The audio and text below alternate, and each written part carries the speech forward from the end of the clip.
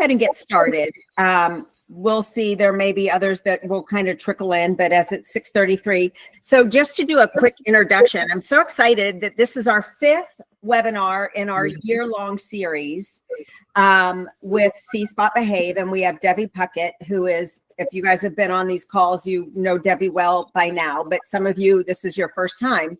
I'm Michelle Goldberg. I'm the president of Gold Ribbon Rescue. If I haven't met you guys, I think I know probably several of you that are on the call, but I see some names I don't recognize. So welcome. We're glad to have you guys. We do have another webinar that's coming on September 23rd, I think, which is entitled Mine, and it's about resource guarding. There is actually a method. If you haven't figured this out, there is a method to how Debbie structured these training webinars, starting from the very first one, integrating a new dog into your home, and going through the progression of what we should be doing and looking for, with all things included in acclimating a new dog into your life. So there is a method of how they're being structured. And if you have not, if you want the recording, to view the recording from one of the previous webinars, shoot me an email, michelle@grr-tx.com, and I can send that to you. This is going to be recorded and will be available shortly after we finish. It's usually, within a week or so. Anyway, Debbie Puckett is one of the owners of See, Spot, Behave. They are one of our preferred training partners. We have worked, Debbie and I have known each other over the years off and on. I'll let her talk about her experience and her qualifications, because I don't want to mess that up. But Debbie has worked extensively with Gold Ribbon dogs while in foster care, and also post adoption. I know that she's also been contacted by some people, as well as her partner Diane, to continue working with some Gold Ribbon dogs. And we refer them often. We refer people that we have a tried and true relationship with, that we trust and know are going to get the job done. So thank you guys for being here. With that, I am going to turn it over to you, Debbie, and let you take over. Thanks, Michelle. Thank you very much. And yes, Diane will be up with us tonight because she's actually on vacation, and I'm quite envious because she's in the cool mountains right now. So we're here, but we can think of her. Both of us became trainers because of our dogs and because of our reactive dogs. So we got introduced to the world of training because we needed help with dogs who dragged us down the street, kind of like this dog on the screen. And so I'm going to give you a little bit about my background, and Diane, we can echo the same, that we had to go find some help, and then we started noticing, hey, we really like doing this. So hold on a second. There we go. And while I'm switching this over, I remind you that you don't have to be on camera for this. If you ask questions, you don't have to be on camera, but I remind you to mute your microphone so that people get feedback, because they'll be listening to your microphones too, and that'll help a lot. When you jump in anytime with questions. Michelle's been great at helping me see people wave or jump in for a question, and you can interrupt me, so please do. But here we go. These are my credentials. I was a junior high and high school teacher for almost 20 years. And yep, that's the mileage. It's not really the age at this point. It's the mileage you look at. And I loved teaching kids. And really, I found out as I got into working with animals, it's not all that different. And if you look at the idea of being force-free and fear-free and working with, going with what the animal needs, and working, for instance, with our dogs, with their emotional state and their state of their physiology, then you can really reach them.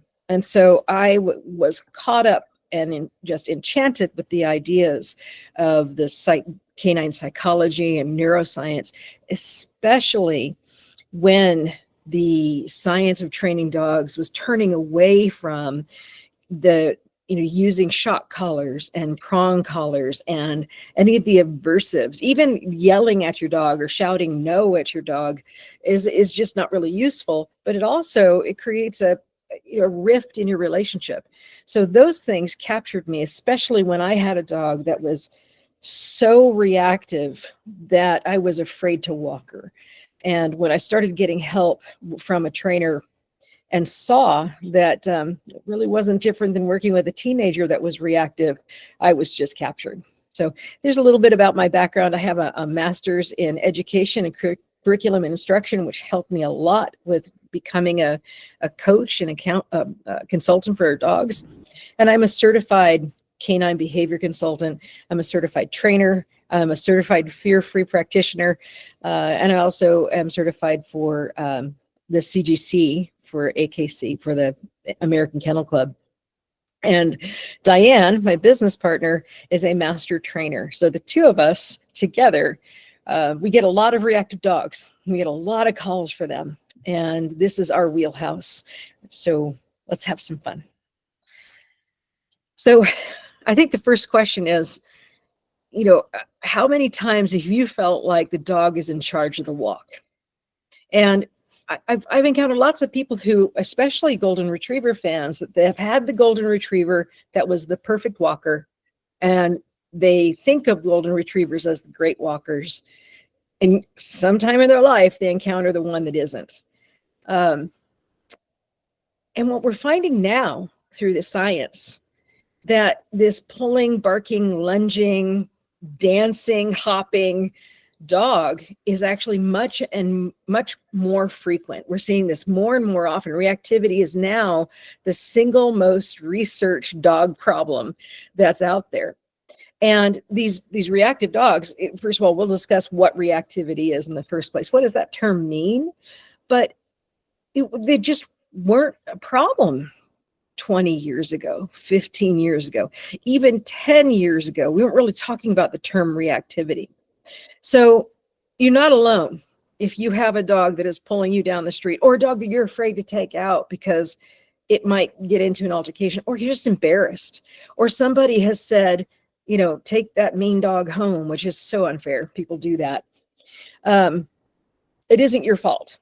And we're going to give you some tools. We're going to start elementary tonight with the basics, and then we'll work up to some hands-on. But I'm going to tell you tonight, you may not feel like you got everything, because it's hard to do in one webinar to manage reactivity. We will be offering some classes and some help. This isn't a pitch for my business. I can point you anywhere, but reactivity is something you'll have to get your hands dirty and actually do. But I'm going to give you a bunch of background and some things to think about. We'll give you some basic tools and some things you can apply that if you see some changes, I will be really happy for you. And if you need more help, we can get you some. So let's talk about your dog. Hopefully this is your dog that really knows how to give a good walk, that is happy to put their leash on. It doesn't get too excited before the walk. They calmly allow you to put on the harness without it being a fuss. You don't have to chase them down, or they're already at the door jumping. They're a dog that goes out the door without pulling you and doesn't pull you down the stairs, which happened to my client that broke her ankle. Hopefully this is the dog that calmly walks up to other dogs and just wags their tail or greets other people.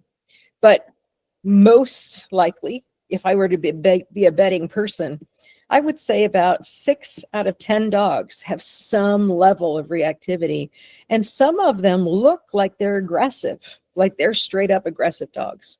And so we have to talk about what the difference of reactivity and aggression is first. But I want to go back to the fundamentals of what is a good walk first.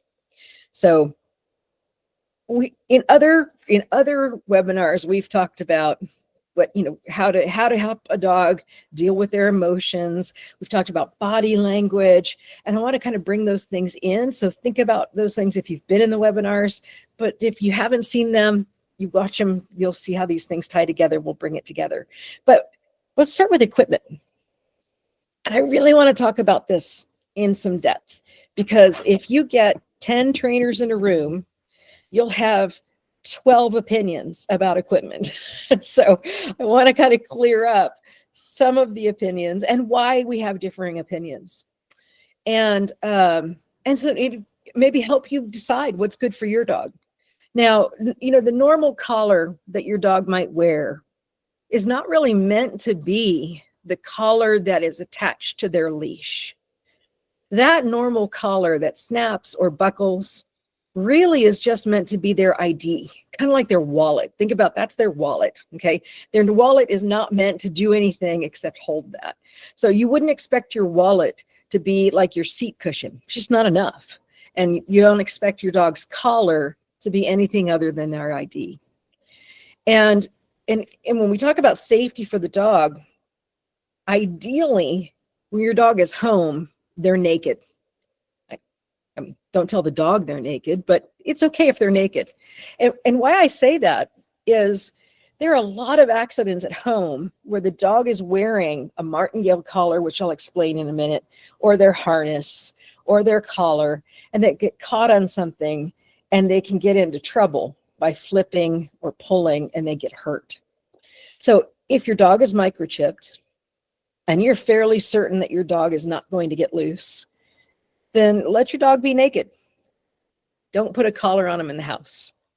And if you know your dog is going to roughhouse with another dog, it's better if they don't have anything on, again, to avoid some type of mishap. So I'm going to kind of establish that at the first. Now, it's not always possible to, leave them without that collar. And if you want to have them have on, if you feel better, like they could escape and you want that collar on, that's fine. But remember, that's not the one I want you to put your leash on, because if you look at the anatomy of a dog's neck, and you've got just a little picture here. So if you can, oops, there we go with mine, it's going to do this. If you can zoom in on this little image, and if you see the thinner the collar on those vertebrae on your dog's neck, the more you could actually pull their vertebra out of order. That doesn't mean you're going to break their neck, but it does mean you're going to cause some stress on their neck. And even though dogs have strong necks, they do not have necks that are built like a horse's neck. And, we've worked with equipment with horses, and then we've thought, this would fit my dog. And so some of the things we're talking about have been adapted right from the horse world into the dog world without really thinking about how that is going to affect the dog and their pressure on their neck.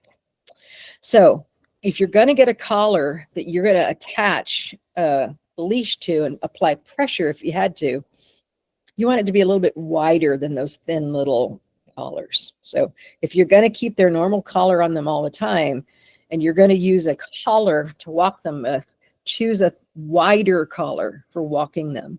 You're going to do that. Now, I don't like using a plain collar for one reason.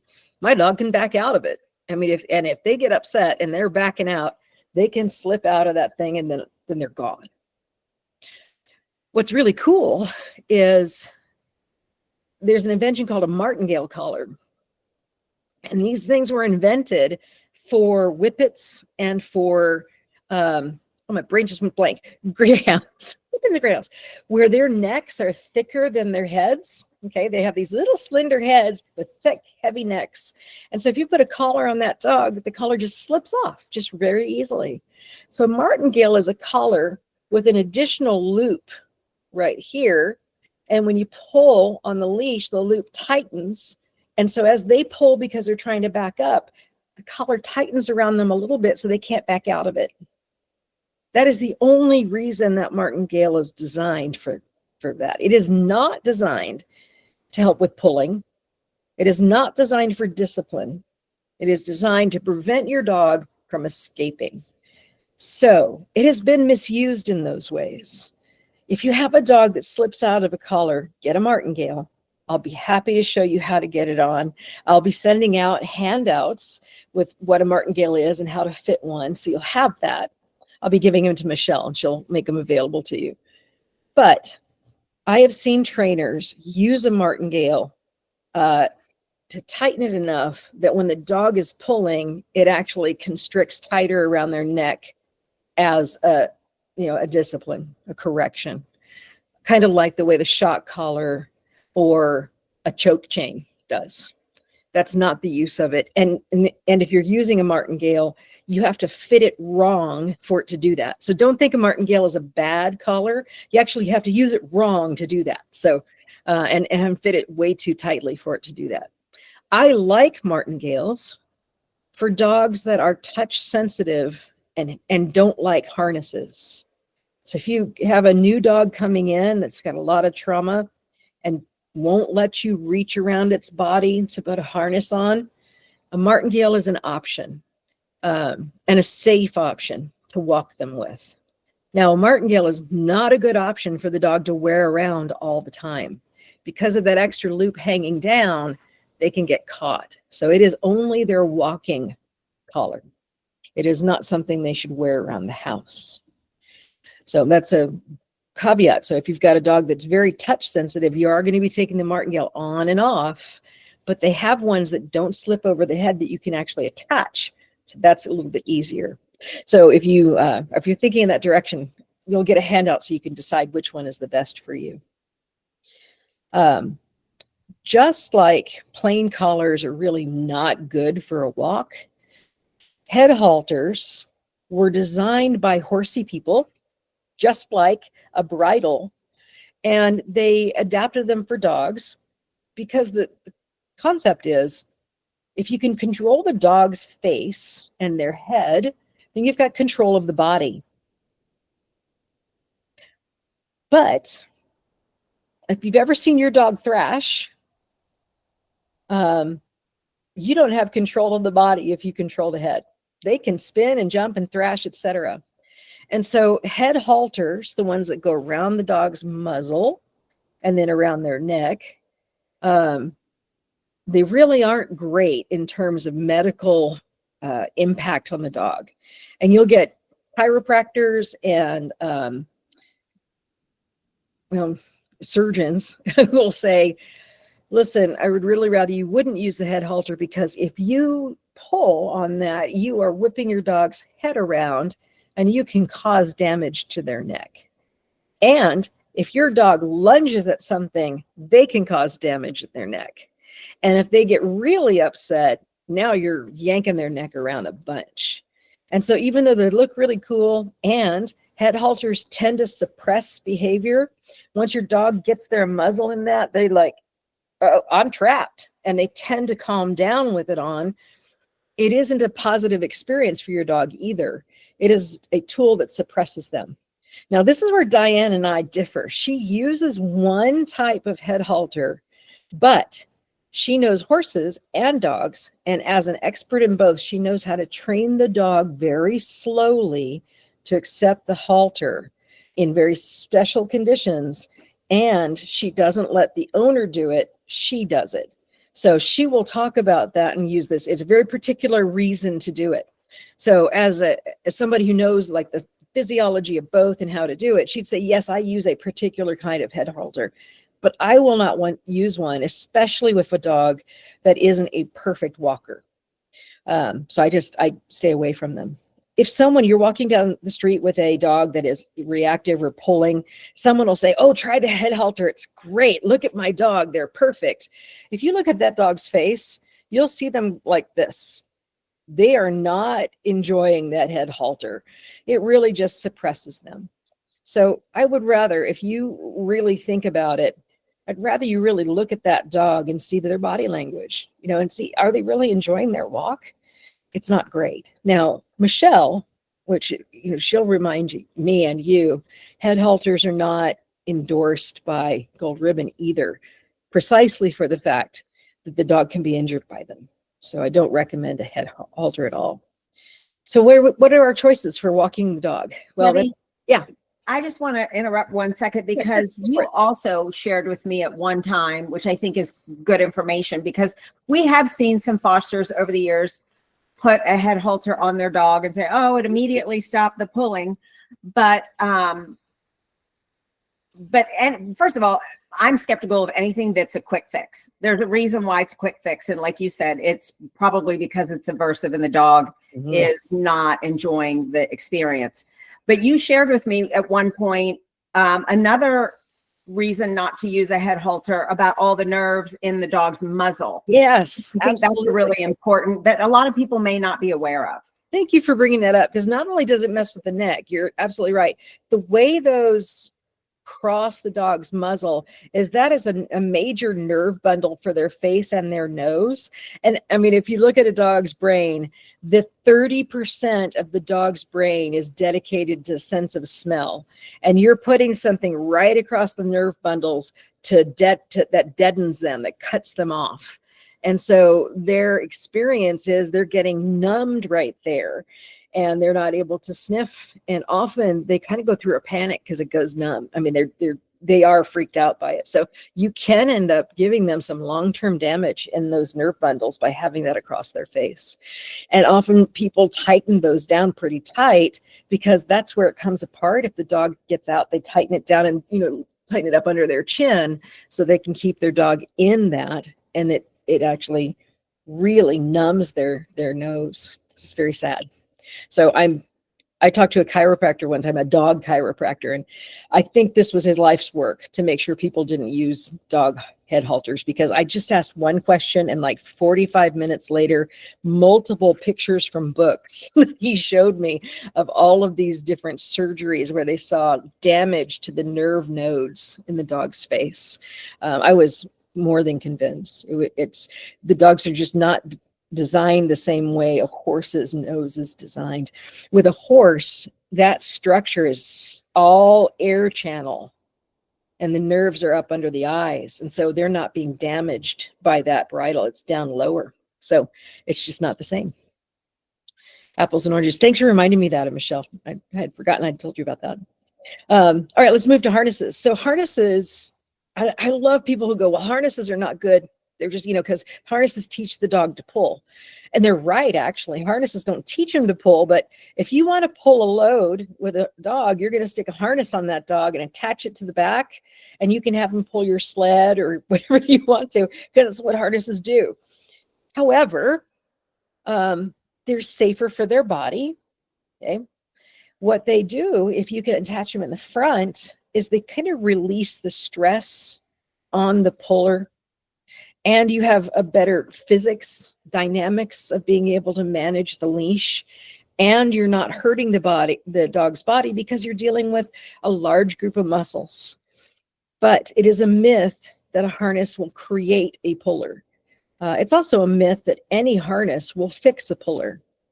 There isn't a piece of equipment here, martingale, regular collar, head halter, or harness, that is going to stop a dog from pulling. It's all about the relationship to the other end of the leash, and it's about the communication and their excitement. So it really is about how you walk your dog and how you communicate with your dog. Now, again, dog chiropractors will come in and say, but the type of harness really matters. Because again, if you look at this picture, you can see that most harnesses will end up with a strap across the front of the dog, but this one is designed so the straps go around the front of the neck and don't impinge the dog's shoulder. So most harnesses make it so the dog can't make a straight step out, and so they're kind of like walking like this. If any of you have ever been in a skirt that was too tight and you had to walk your little legs like this to be able to walk, that's what the dog does in a harness that's not fitted properly. And so if you have a harness for your dog that has a straight strap across their chest, that's called an H harness.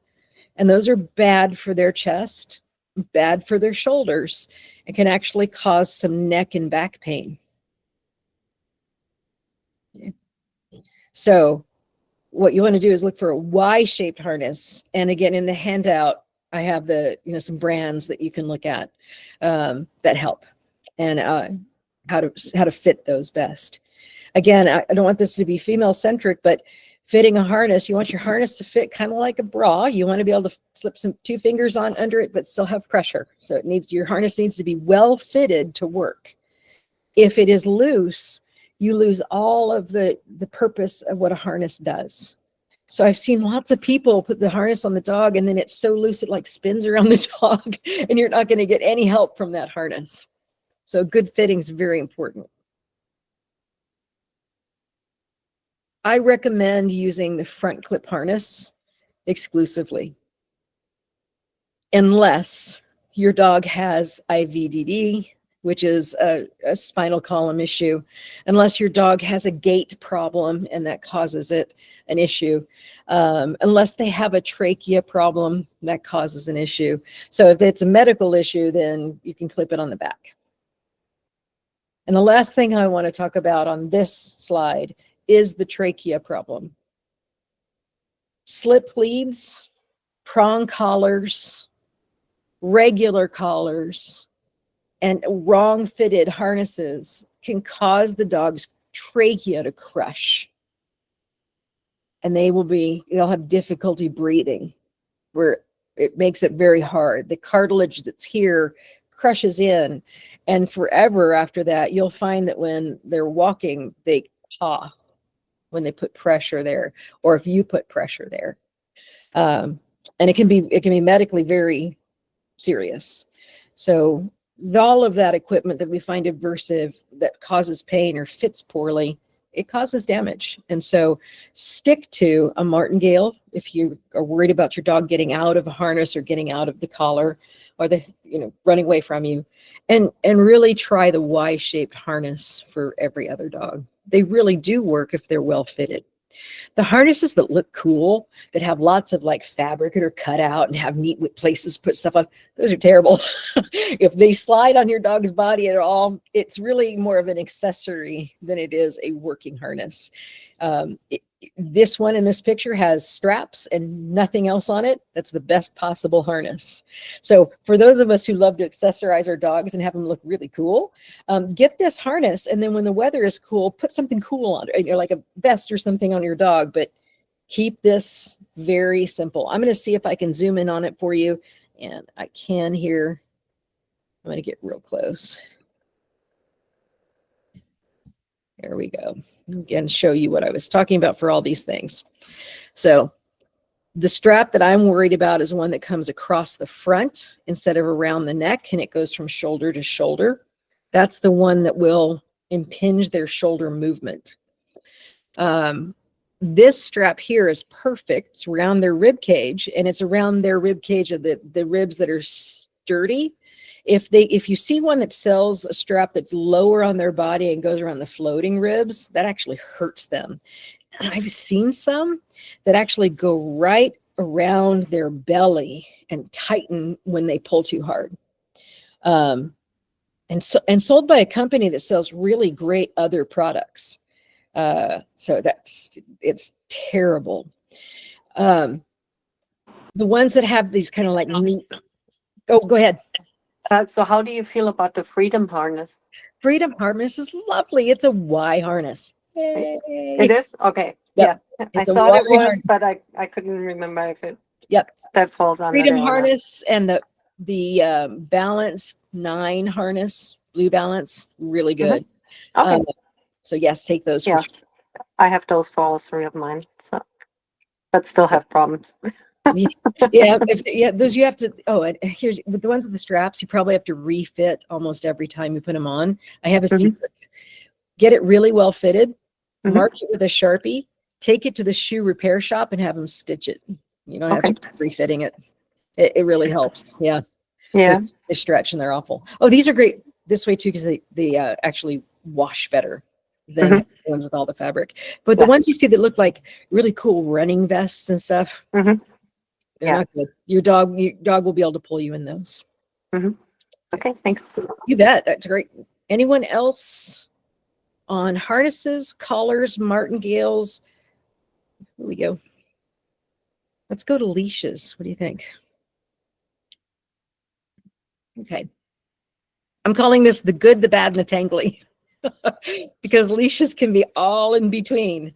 And I love leashes because I like accessories to match. So I'm silly. I like my harness and my ID collar that, to have the similar pattern and color. And I want the leash to look good. So even though we're going with practical and it, is working, I want it to be cute.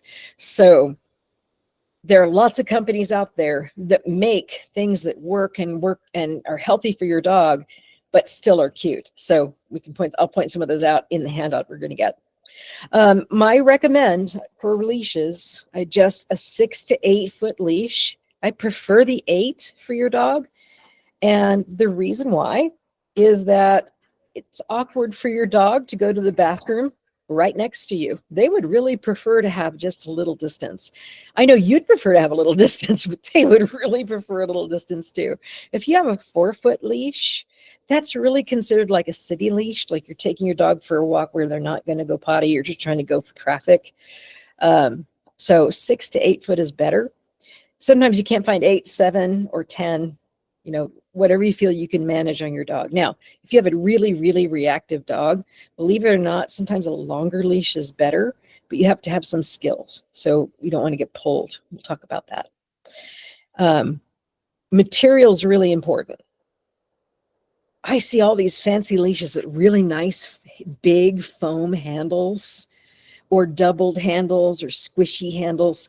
And those handles can get ripped out of your hands immediately because you're having to hold it with an open hand. And I see people, because they can't hold it with an open hand, then they stick their hand through the handle and they wind it around their wrist. And so then when their dog lunges after dog down the street, they've broken their wrist because that leash was wrapped around it. So the best handle is actually the same fabric as their basic cotton mix leash, and it's just looped so that you don't wrap it really tightly around you. I really don't care for retractables as a walking leash unless the dog is already great at recall or great walker, where you can trust if you give him a ton of leash, you can call them back and they'll come.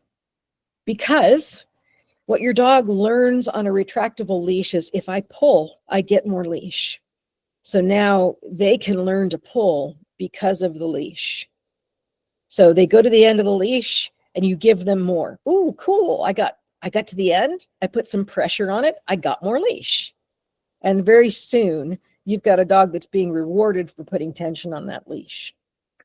The other reason why I don't like retractables is they're very easily pulled out of your hand. And that little thin piece that goes in the retractable it's sharp. You can cut yourself on it. I have actually cut my legs with that when a dog wraps around you. So it's dangerous. I've seen dogs get caught up with other dogs and seen them get tangled in that thin piece of the retractable. They're just not great that way. However, I love retractables for teaching recall because it doesn't tangle. You can let your dog go the whole length of that retractable, and then when you call them back, it winds up the leash for you. Beautiful. Okay? That's a wonderful use of a retractable. So don't go throw yours away. Use it to teach your dog to recall. Get a long one for it. It's great. But don't use it for your walk. Okay? Even if you're doing a sniffy walk, what I'd prefer you get would be a 30-foot flat leash. Now, for both those flat leashes, you want to get a cotton nylon blend, not all nylon. That all nylon is really loose and lightweight, and it blows easily, but it also tangles like crazy. It's obnoxious. And if you really like leashes a little bit heavier that lay down on the ground, there's a material called biothane. I would call it vinyl. If I were, in the 70s, it looks like vinyl. It washes really nicely. It does not keep bacteria, so it won't smell. And they wipe up real clean, and they've got great colors. It's a little more expensive, but they last forever. So biothane is a great material for leashes. We use those in the water. Yes, They're don't hold fabulous in the water. The water. Yep, they're fabulous in the water. Way better than the cotton blend. Cotton blend will last a long time. Nylon is better for water than the cotton blend. Biothane's the best in water. The worst material for a leash is leather. Even though they look really nice, they break. And so if you've got this gorgeous leather leash and your dog lunges and it snaps, your dog's gone. So the only time a leather leash is a good idea is for a dog that doesn't pull, and also one that wouldn't run off if they weren't on leash. So you'd have to have a reliable dog that stays near you, that will come back when you call and isn't going to pull on the leash to break it. And then you could use a leather leash. I have a leather leash for my 4-pound Yorkie. She can have one. She's not going to break it. And she looks great. It matches her. So retractables, again, I would use it as a training tool, not a walking tool. They make great camping clotheslines too. Double duty. Okay, to me, the most important piece of equipment we haven't talked about yet is the treat pouch. I honestly and truly completely believe that you need to walk every walk with a treat pouch on you. Just as important as your leash, as your poop bags, and as your dog. Because you never know what you're going to encounter, that you need those treats to redirect your dog. You just don't know. And so I always get people who ask me as a trainer, when am I going to stop giving my dog treats? And my first question to them is, when are you going to work for free?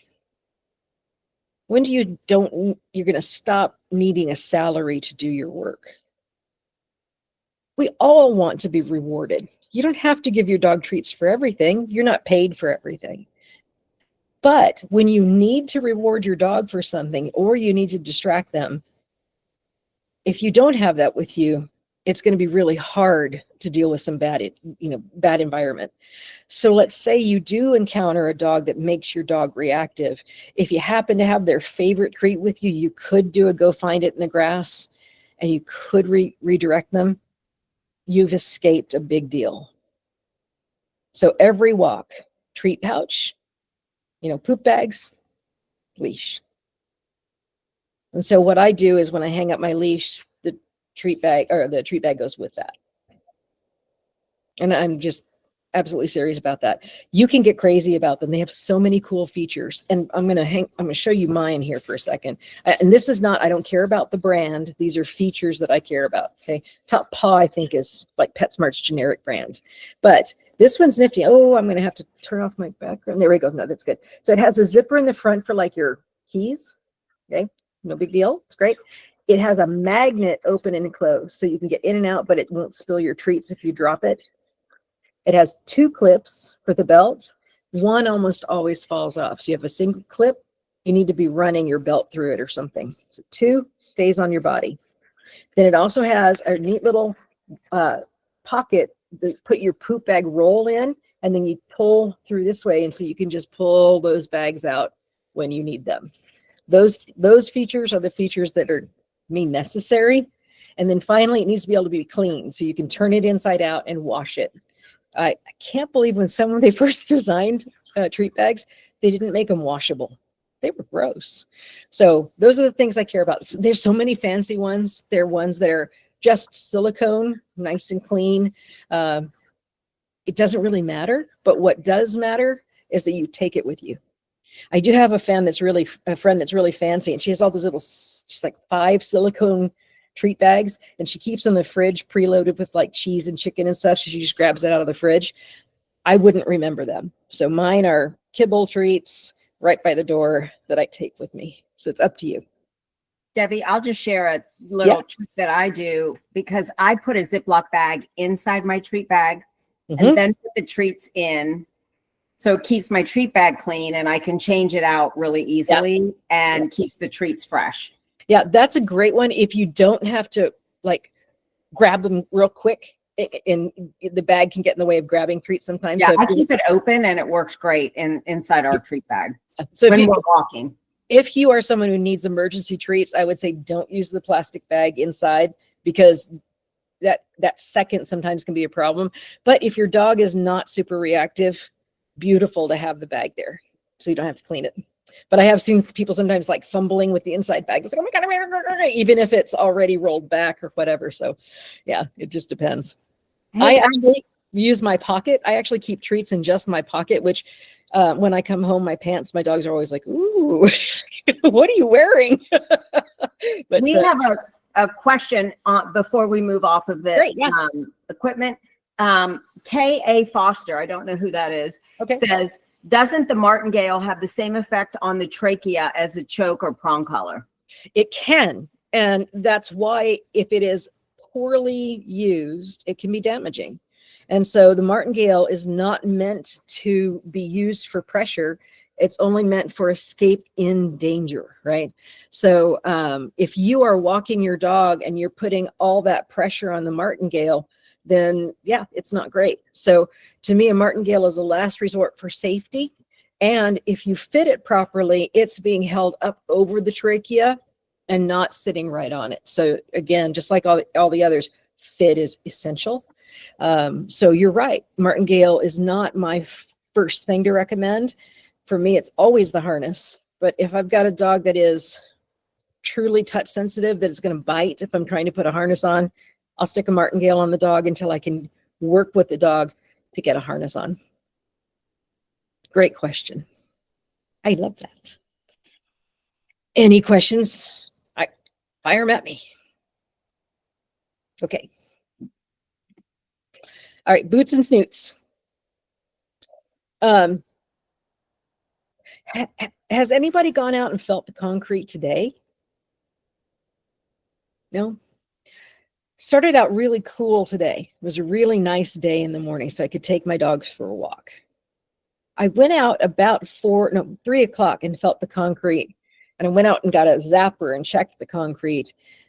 Right outside my house, the concrete for a walk at about 4 o'clock, the concrete was 120 degrees. So I'm using that as an opener because in Texas, one, walking your dog in the middle of the day, in summer is insane, but people do it. And they don't do it with booties. And so I want you to think about booties as a true safety issue for dogs. And the concrete is hotter than you think it is. What we do know is that because dogs are closer to the ground, they actually experience about 20 degrees more heat than you do because they're that close to the asphalt and concrete. And so their feet are getting cooked. And so I do believe that boots are something to think about if you're taking your dog for a walk, even in the evening sometimes. And there's all kinds of great boots, and your dog can be acclimated to those boots. If it's hot, just skip the walk if you're not going to do boots, but go out and touch the concrete. Here's the test for you. If you can keep your hand on the concrete comfortably for 5 seconds, it's not too hot for your dog. You don't even need a zapper to figure out how much it is, but the surface your dog is walking on, if you can keep your hands on it for 5 seconds, if you could do that, your dog can do it. Okay. And the vets talk to me all the time. They say they get 3 to 5 cases a week of dogs who have lost many layers of skin on their feet to walking on concrete and asphalt that's too hot. So it's something that spread the news. I'm going to go to water next, and then we'll talk about muzzles. So I know everyone brings their own water everywhere. People do. I remember being about 20, it's going to give myself away, when you could buy water in a bottle. And I was like, why would you do that? You can just get it from the sink at home. It's free, right? I remember this shift from people not carrying water with them to people carrying water around for themselves everywhere. And it was a shock to me. It was in the early 90s, maybe 92, 3, somewhere in there, when it was so obvious that we're now carrying water bottles around. And now people are carrying their dogs' water around, which is great. But here in Texas, there's another reason to carry it, and it's because the algae, the cyan algae, the ones that are fatal to dogs within seconds or minutes of drinking it, are now showing up in not just the still water in the creeks and the lakes, but now they're starting to see them in the side creeks and in neighborhood areas after rains. So be really careful and do not let your dog drink water that you have not provided for them. It's just the safest way to go. There is a new pest out called the screwworm that has hit the United States from Africa, and they already have cases over on the East Coast, and the first one has just now come to our area, Louisiana and East Texas. And it's in water. And so, something else for dogs to pick up. So bring your own water if you're bringing your dog. So now if you're going to go somewhere, you've got some type of bag on that has water in it, so your dog is okay. Now, if you're just walking the neighborhood, just go home and get your dog a drink. These are outings. So to keep your dog safe, booties if it's hot, water if you're taking an outing. And finally, let's talk about the muzzle. This is my favorite piece of equipment because it sends so many great messages. So first, why would any dog need a muzzle? Well, I think every dog needs to know how to wear a muzzle, just like every dog needs to know how to be in a crate for their own safety. For instance, if there's a natural disaster, your dog needs to be able to be crated to be rescued. The same with muzzling. In order to receive medical care in an emergency, they need to be able to accept a muzzle, because in emergencies, veterinarians don't have time to manage a dog that is struggling to bite. So they often those dogs get overlooked or pushed to the side. So accepting a muzzle is safety for your dog, and it helps them in veterinary situations. The other thing a muzzle does is if you have a dog that eats things they shouldn't, a muzzle is a lifesaver. So with puppies, I like to see puppies be muzzle trained so they don't get into things they oughtn't. And I actually have a life experience from that. I had a dog that was a phenomenal dog, and she developed pancreatic insufficiency from eating garbage. And so, if she'd had a muzzle on, she wouldn't have been able to graze that and cause serious damage to her pancreas.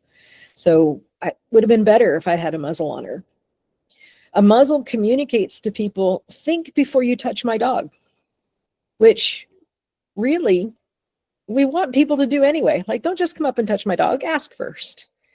Now, what's really cool about muzzles now is they 3D print them, so you can get them in like sparkly pink and purple, so they don't look like they're from some, heavy metal band or haunted story, Cujo. But muzzles now look friendly. They have good equipment, but they also prevent things like kids coming up and hugging your dog and getting bitten or snapped at. They prevent a dog approaching your dog and your dog biting. They make it so that people will not come and get in your dog's space if they shouldn't be interacting with your dog. I wish our society would see muzzles as normal as a harness. And the only way that's going to happen is if we have dogs wear muzzles that would help the dog do better. So I recommend muzzle training to every single dog, and it's not hard to do. That doesn't mean your dog has to wear a muzzle, but it'd be great if your dog could be okay with a muzzle. I wish I could have people feel better about them, because I think most people look at a dog with a muzzle on and they go, oh, vicious dog. And in reality, most of the people that put muzzle on their dog, it's because they really don't want other people coming up or other dogs coming up to their dog. If you are at all interested in how to get a muzzle on your dog so that your dog doesn't get afraid of it or hate it or squirm about it, I would be willing to do a side webinar teaching you how to get a muzzle on your dog.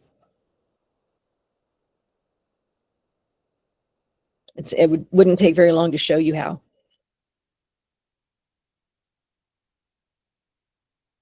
One thing I want to say about muzzles is please don't use the fabric muzzle on your dog unless it's for something really quick, like first aid, trimming nails really fast, putting something in their ear, a quick visit in the vet's office, but not to it.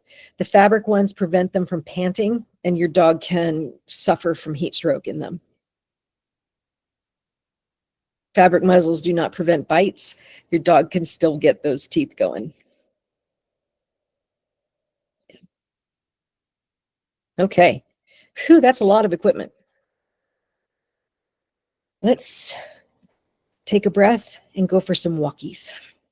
If you would like to take a quick break, I'm going to just take about 2 seconds and drink a little bit of water because I need to get my out of my mouth, and we're going to go right onto the actual walk. So hold on 1 second.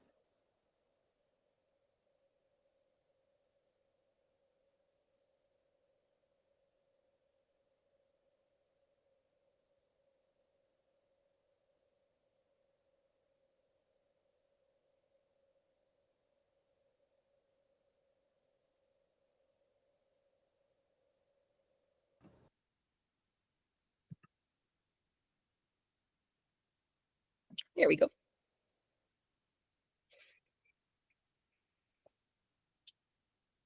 Michelle, do any of your dogs wear muzzles or have been trained for muzzles?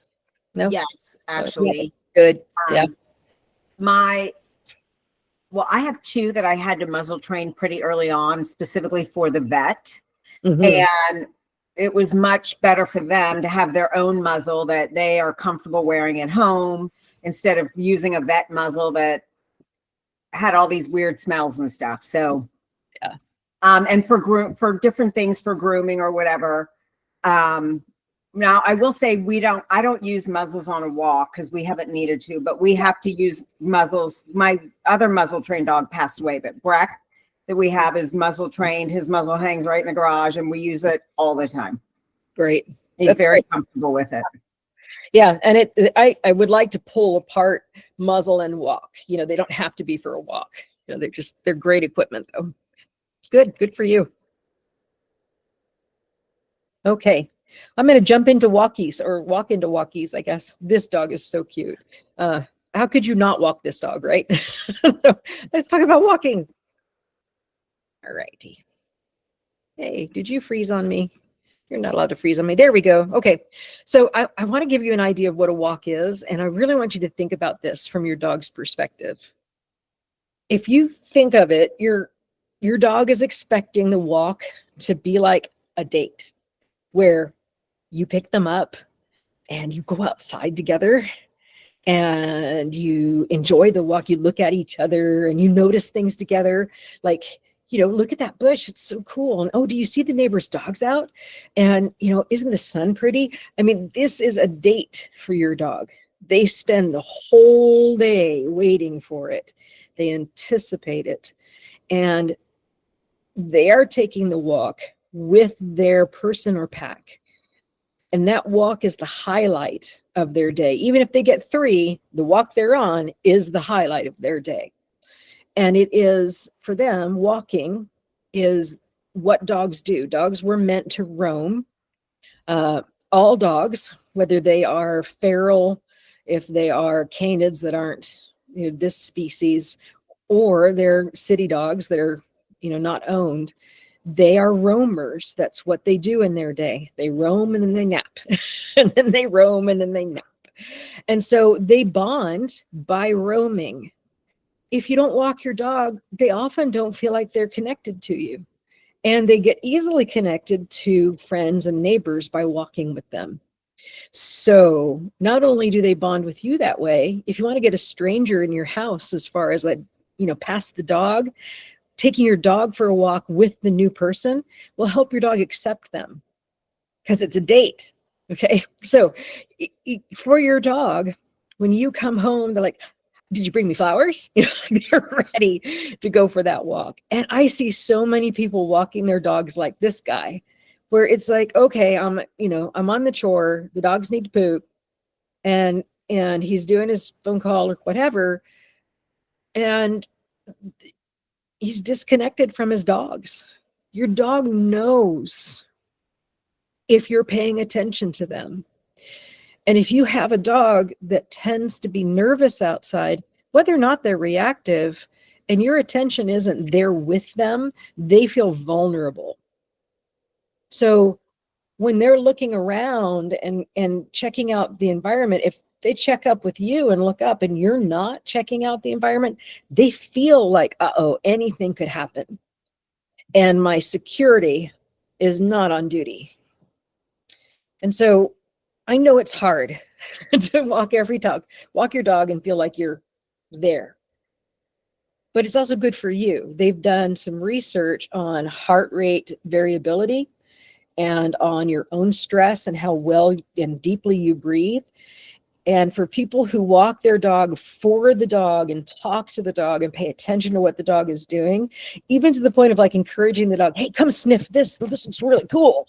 You know, that is a far better walk for the person in terms of emotional health and physical health than someone who's just taking the same path without paying attention to the dog. So this is the thing that builds emotional and relationship health. And so if you didn't do anything else that we talked about, nothing else we talk about, if you did one walk a day that was intentional for your dog, you would be doing great things for you and your dog. Just want to lay that foundation. So let's talk about how humans walk and how dogs walk for a second. Now, this has a lot to do with my household too, because my partner likes to walk. She loves it, walks for health. And so walks for distance, walks for time, walks for a particular speed. And that's not the kind of walk you ought to go for with your dog. Unless you want to just have your dog do that, but it's not for them. The walk for your dog is different. Okay? The walk with your dog is one thing. The walk for your dog is another thing. All right. So here we go. Who's the dog really for? So, and here's the thing, you can decide. Go on a walk for yourself and then come back and get the dog. Take your dog for a little one, drop him off, go back for your walk. But really, a human walk, we do cardio, which means we know we're going to go down 2 blocks, take a left, go down 4 blocks, take a right. And if you see a dog ever sniff and walk, they don't go straight lines. They do their loops and sniff, and they can cover way more distance in a very tight space than we do in our blocks. So if the walk is for the dog, you might not go very far, but you probably have doubled back on your own steps a bazillion times. For dogs, they need to sniff and explore.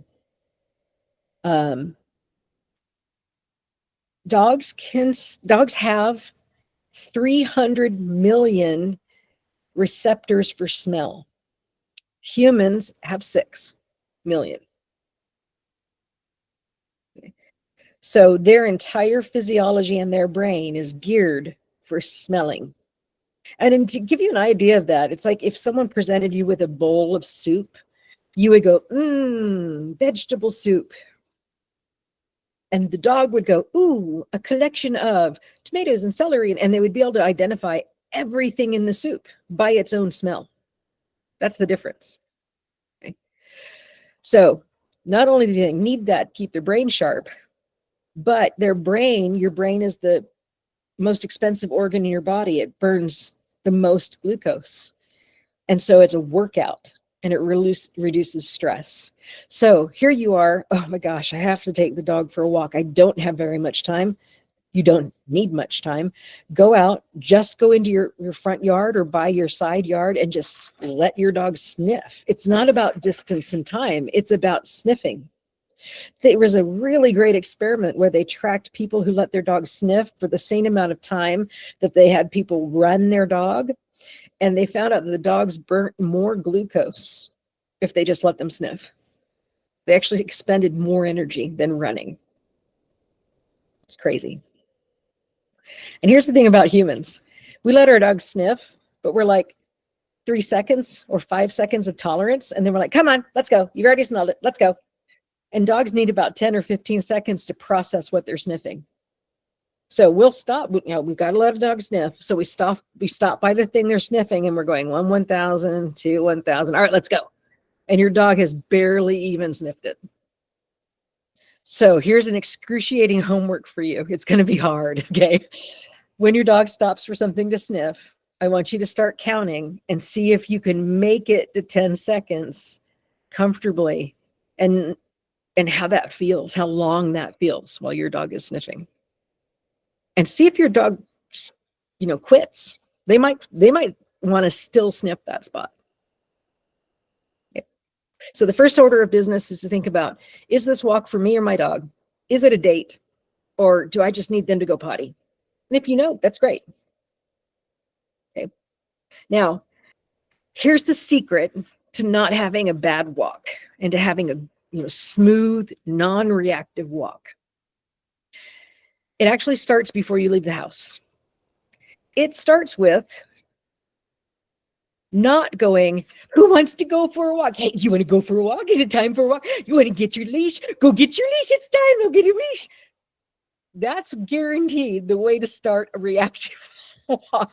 We like to hype our dogs up, and they're bouncing and they're outside, they run to the door and they're having the greatest time. And we think it's cool. But what happens is we shoot them up to this level of arousal, and then they shoot out the door at this level of arousal. And the first thing they see is another dog, and rah, rah, rah, rah, rah, rah, rah. And now we've got a reactive walk.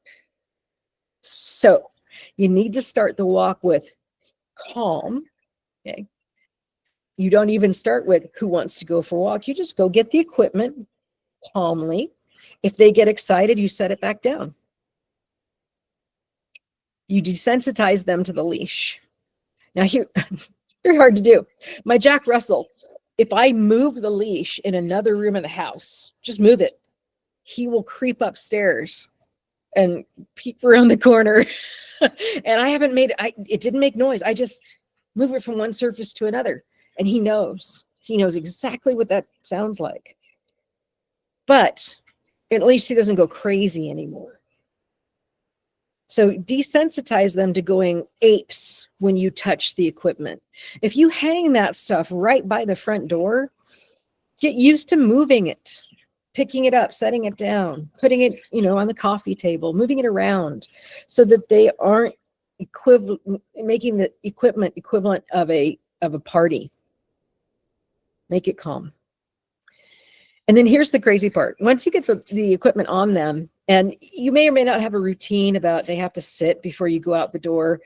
If you do, be careful of causing frustration. Some trainers teach the dog to sit and make them hold it for a really long time. And what you're doing is increasing their frustration, which can cause more reactivity. If you need the sit, if that's what you want, be quick about it. Let them sit and then go. Okay. That don't cause more frustration. However, once you're on the porch, hang out a second. Give your dog a few seconds to acclimate to the front porch and look around. And then your walk actually begins in your front yard with sniffies. Don't leave your front yard until your dog is calm.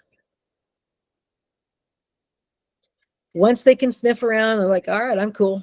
That's when you go on your walk. That's the exit for your walk. We're okay to go now. So if you think about your walks right now, if your dogs are crazy when you get the equipment and you've taught them now, okay, they're calm. And you go out the front door and they're crazy when you go out the front door, you have to teach them to be calm. You get them on the front yard and they sniff until they're calm. When you hit the streets, they're unlikely to be triggered as easily. And now you're really working on their reactivity. So you could do 15 or 20 minutes before you start walking until they get good at it. I'm not saying right now, don't go on the walk. So if they're crazy, you don't like refuse the walk. Just slow things down until they get it that they have to slow down. You'd be surprised. It's magic.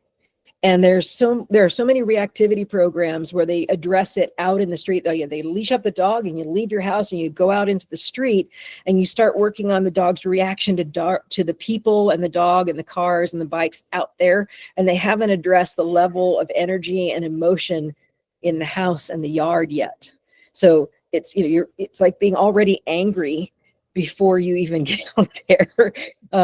So really think about your process of getting your dog from inside your house to the walk, snapshot that, and calm it down. Make it really chill. And you'll have a wonderful walk. Any questions about how you do that or problem solving on that? Debbie, there is a question. Yeah. About when talking about sniffing. Okay. The question is, does the sniff help the dog find its way home if the dog gets loose? It does. In fact, It's a trick I do every time I round the corner on a block that's the last like big corner on the way home. I say, let's go home as my dogs are sniffing. And one time my Chihuahua got out, took herself on her walk. She went the pattern we usually walk, and she came home. So she knew exactly the pattern to come back to the house. So yes, the scents help, but also you can embed a let's go home, so they know this is the way we go back home by smell. Yep. Thank you. And then Alyssa has her hand raised. I don't Hey, know. Alyssa. Hello, this is amazing as usual. I think this is going to help me a lot with Sirius, but I was wondering if you have, I mean, I hope this reduces what I'm about to describe, but what has happened to us in the front yard when we linger for a while, that works really great when there's no one from across the street or, I don't know, a branch rustling or something. So Yeah. how do you deal with triggers before your dog has really calmed down? Maybe it's the wrong question. It's just something that we kind of encounter when we're trying to get to that calm state. It's a great question. Susan Clothier, who is a wonderful trainer, she labeled this work called Do Nothing. And what it is, it starts inside the house with either both of you looking out a window together, or now that the weather's on its way to change, with the door open, and you sit there together with the leash on and treats. You watch the neighborhood together, and you reward when your dog checks in with you when you see something. Okay. So you're looking out the window together and you're like, oh, look at that. Yeah, I see it too. Yeah. Oh, here's a treat. Good job. Right. And so every time they notice something, you reward them for noticing and then checking in with you. And so they start going, hey, I heard a branch rustle. You're like, so did I. Good job. And brings their energy down because you're looking through the glass or through the door. Then you get right to the front door, and then you do it right on the threshold, and then you sit on your front porch and do it, and then you sit in your lawn and do it. So you're basically not walking, you're sitting there observing. And every time your dog shows distress or starts getting ramped up, you decrease your approach. So you go backwards. So if I'm sitting there in the threshold and we're doing really well, but then something makes my dog upset, then I'm going to back up. So I started that with one dog when I was all the way across the living room and we were looking out the front door, and it was 30 feet from the front door. And then we worked up to the front door where he could handle it. And then we went into the front yard. So you can use your house as a safety boundary while you're watching the scary stuff outside. I love it. Thank you. Yeah, you bet. Good question. Okay. Why dogs pull? Why not? Here's the real reason. Do you see this picture of the two humans? Who in this picture, who do you think is experiencing frustration? I would say the child. That's possible. Why? Because the mom's walking so fast. I think both of them are. For different reasons. Well, or both. So I like the child because the mom's walking so fast, right? So the pet owner, because the dog is walking so fast, right? For our dogs, it's like for them, they're the adult holding on to the toddler's hand because they're going to go, and we walk like a toddler to them. We just don't go fast enough. And of course, then as the toddler, we're frustrated because we're getting pulled. So good answer, it's both, right?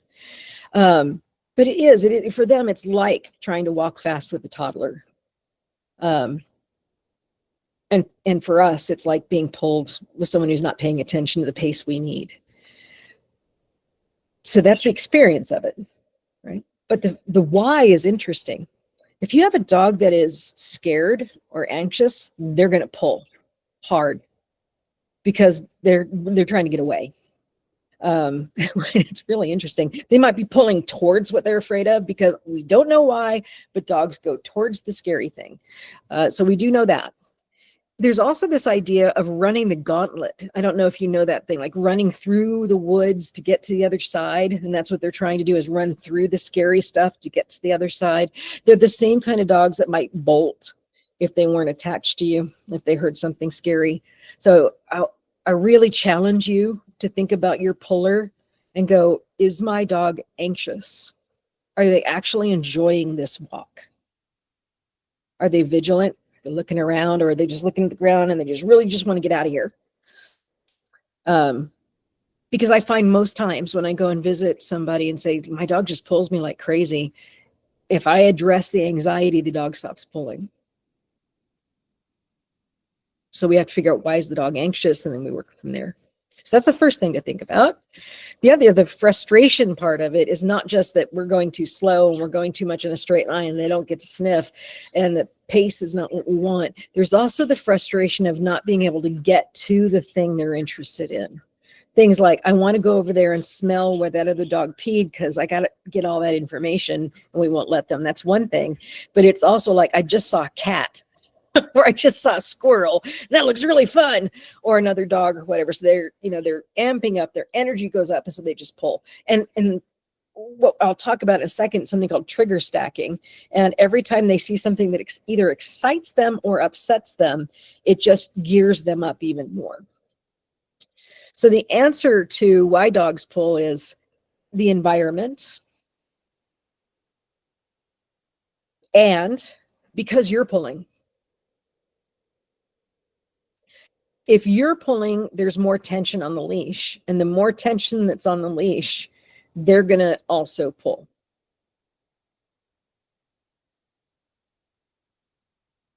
So it isn't really a fix to yank to get the dog to pull back. And so I've seen people say, I gave him a real good yank and it should tell him I don't like it. It doesn't tell him you don't like it. It doesn't work. And what it does then is it creates a cycle of you are frustrated and they're frustrated. So if you are using a yank to tell your dog stop pulling, I want you to do this instead. I want you to just change directions. But before you do, you're going to say this word. You're going to say this way, and you're going to say nice, this way, happy, this way.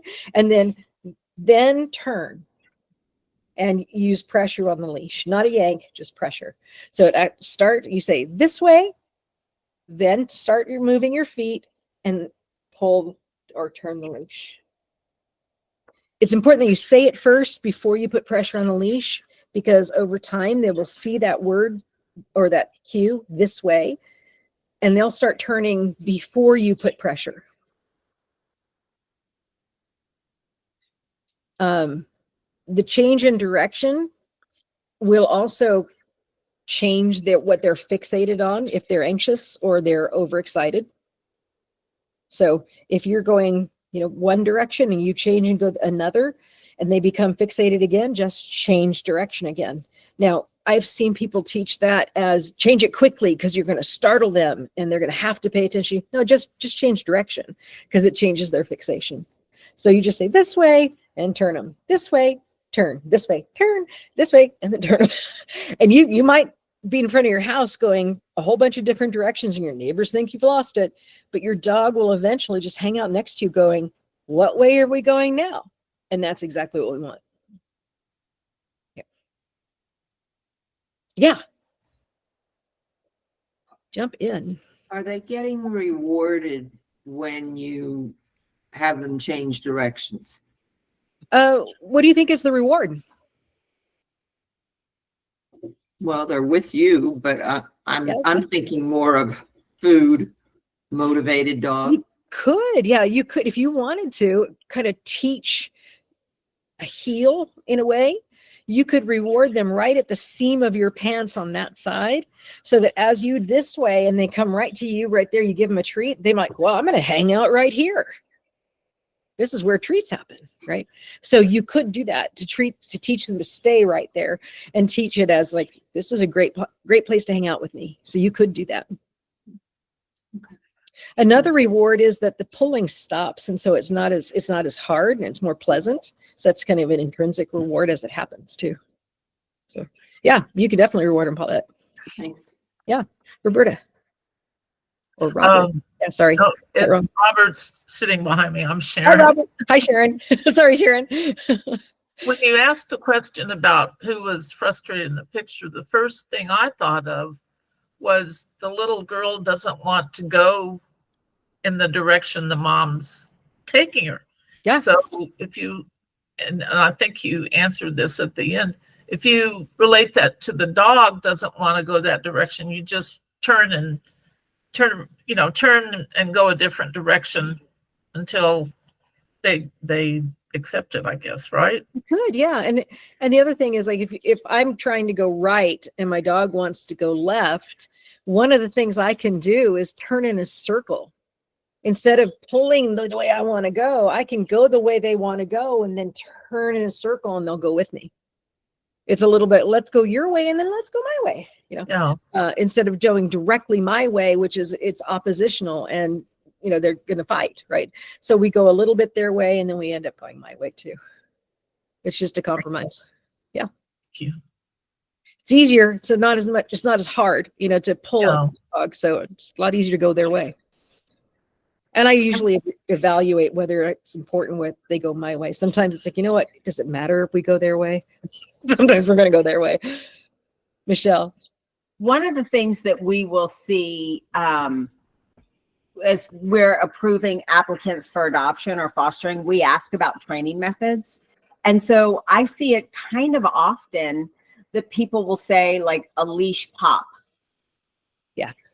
And so I know what that means, but for everybody that may not, can you explain that and, what your thoughts are on that? Yeah, it's an old method. And it was usually paired with the slip chain or the choke chain. It was how the choke chain originally was meant to work.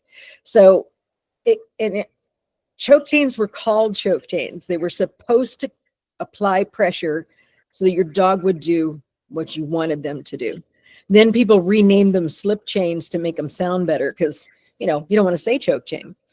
So what a pop was is you would, if you have the chain around the dog's neck and it's tight, what you would do is release the leash a little bit so it would slide down a little bit and you'd snap it, just, okay? And that snap would create a sound like when a dog's mom would correct them, but it would also tighten real fast on the leash. And because of that, the dog would, be shocked by it and it would scare them into compliance. So that's popping the leash. That is not okay. It's not really a good way to handle it because it's fearful. It's causing fear. And it's also an aversive, a snap. So popping the leash is, but you have to like loosen it and then pull. And actually the original prong collar, when it was invented, was meant to do that as well. So if you see someone with a prong collar that's always tight, it's not only, bad because when they pull, it's going to dig in and they do get injuries from that. But also when you see the way them doing that, that they don't know what they're doing because that's not what the prong collar is supposed to do.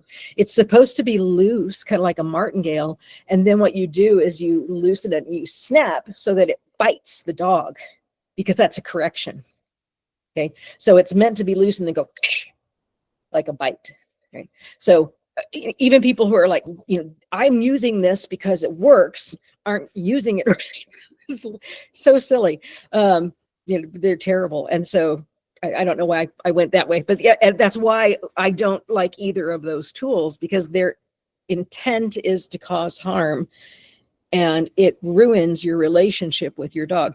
Do those tools work? Yes.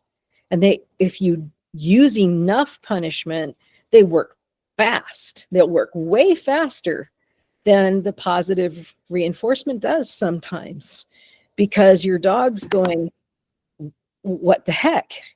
That's terrifying. So when people say, oh, aversives don't work. No, they work, but they work because your dog got hurt or is terrified. And neither of those are acceptable. I don't know how I got there. I'm going to move on. All right. So this is another thing I want you to think about. This is something that's really interesting that I need to twist for a second. Most people think it's the dog's job to have the loose leash. It's the dog's job to walk slowly and make sure the leash isn't being pulled. And that it's the dog's job to walk next to you and listen And in reality, it's actually your job as the handler to help mitigate the environment and give your dog the right cues so that they can walk on a loose leash and they're enjoying their walk. So flip the script. The loose leash is your duty, not your dog's. That's coming away from the old way of treating dogs as obedient. Dogs must obey. You know, it's the old concept of commands and obedience. This is more about a completely different concept for a leash. What is the definition of a leash? It is simply something that ties one object to another to prevent something from getting lost. If you're a surfer, you have a surfboard leash from the board to your ankle. You cannot steer your surfboard with your leash. Its only purpose is so you won't lose it. Think about that for your dog. Only purpose for your leash is safety. Okay? Yeah, so it's there to pull your dog out of an emergency and to prevent them from running away.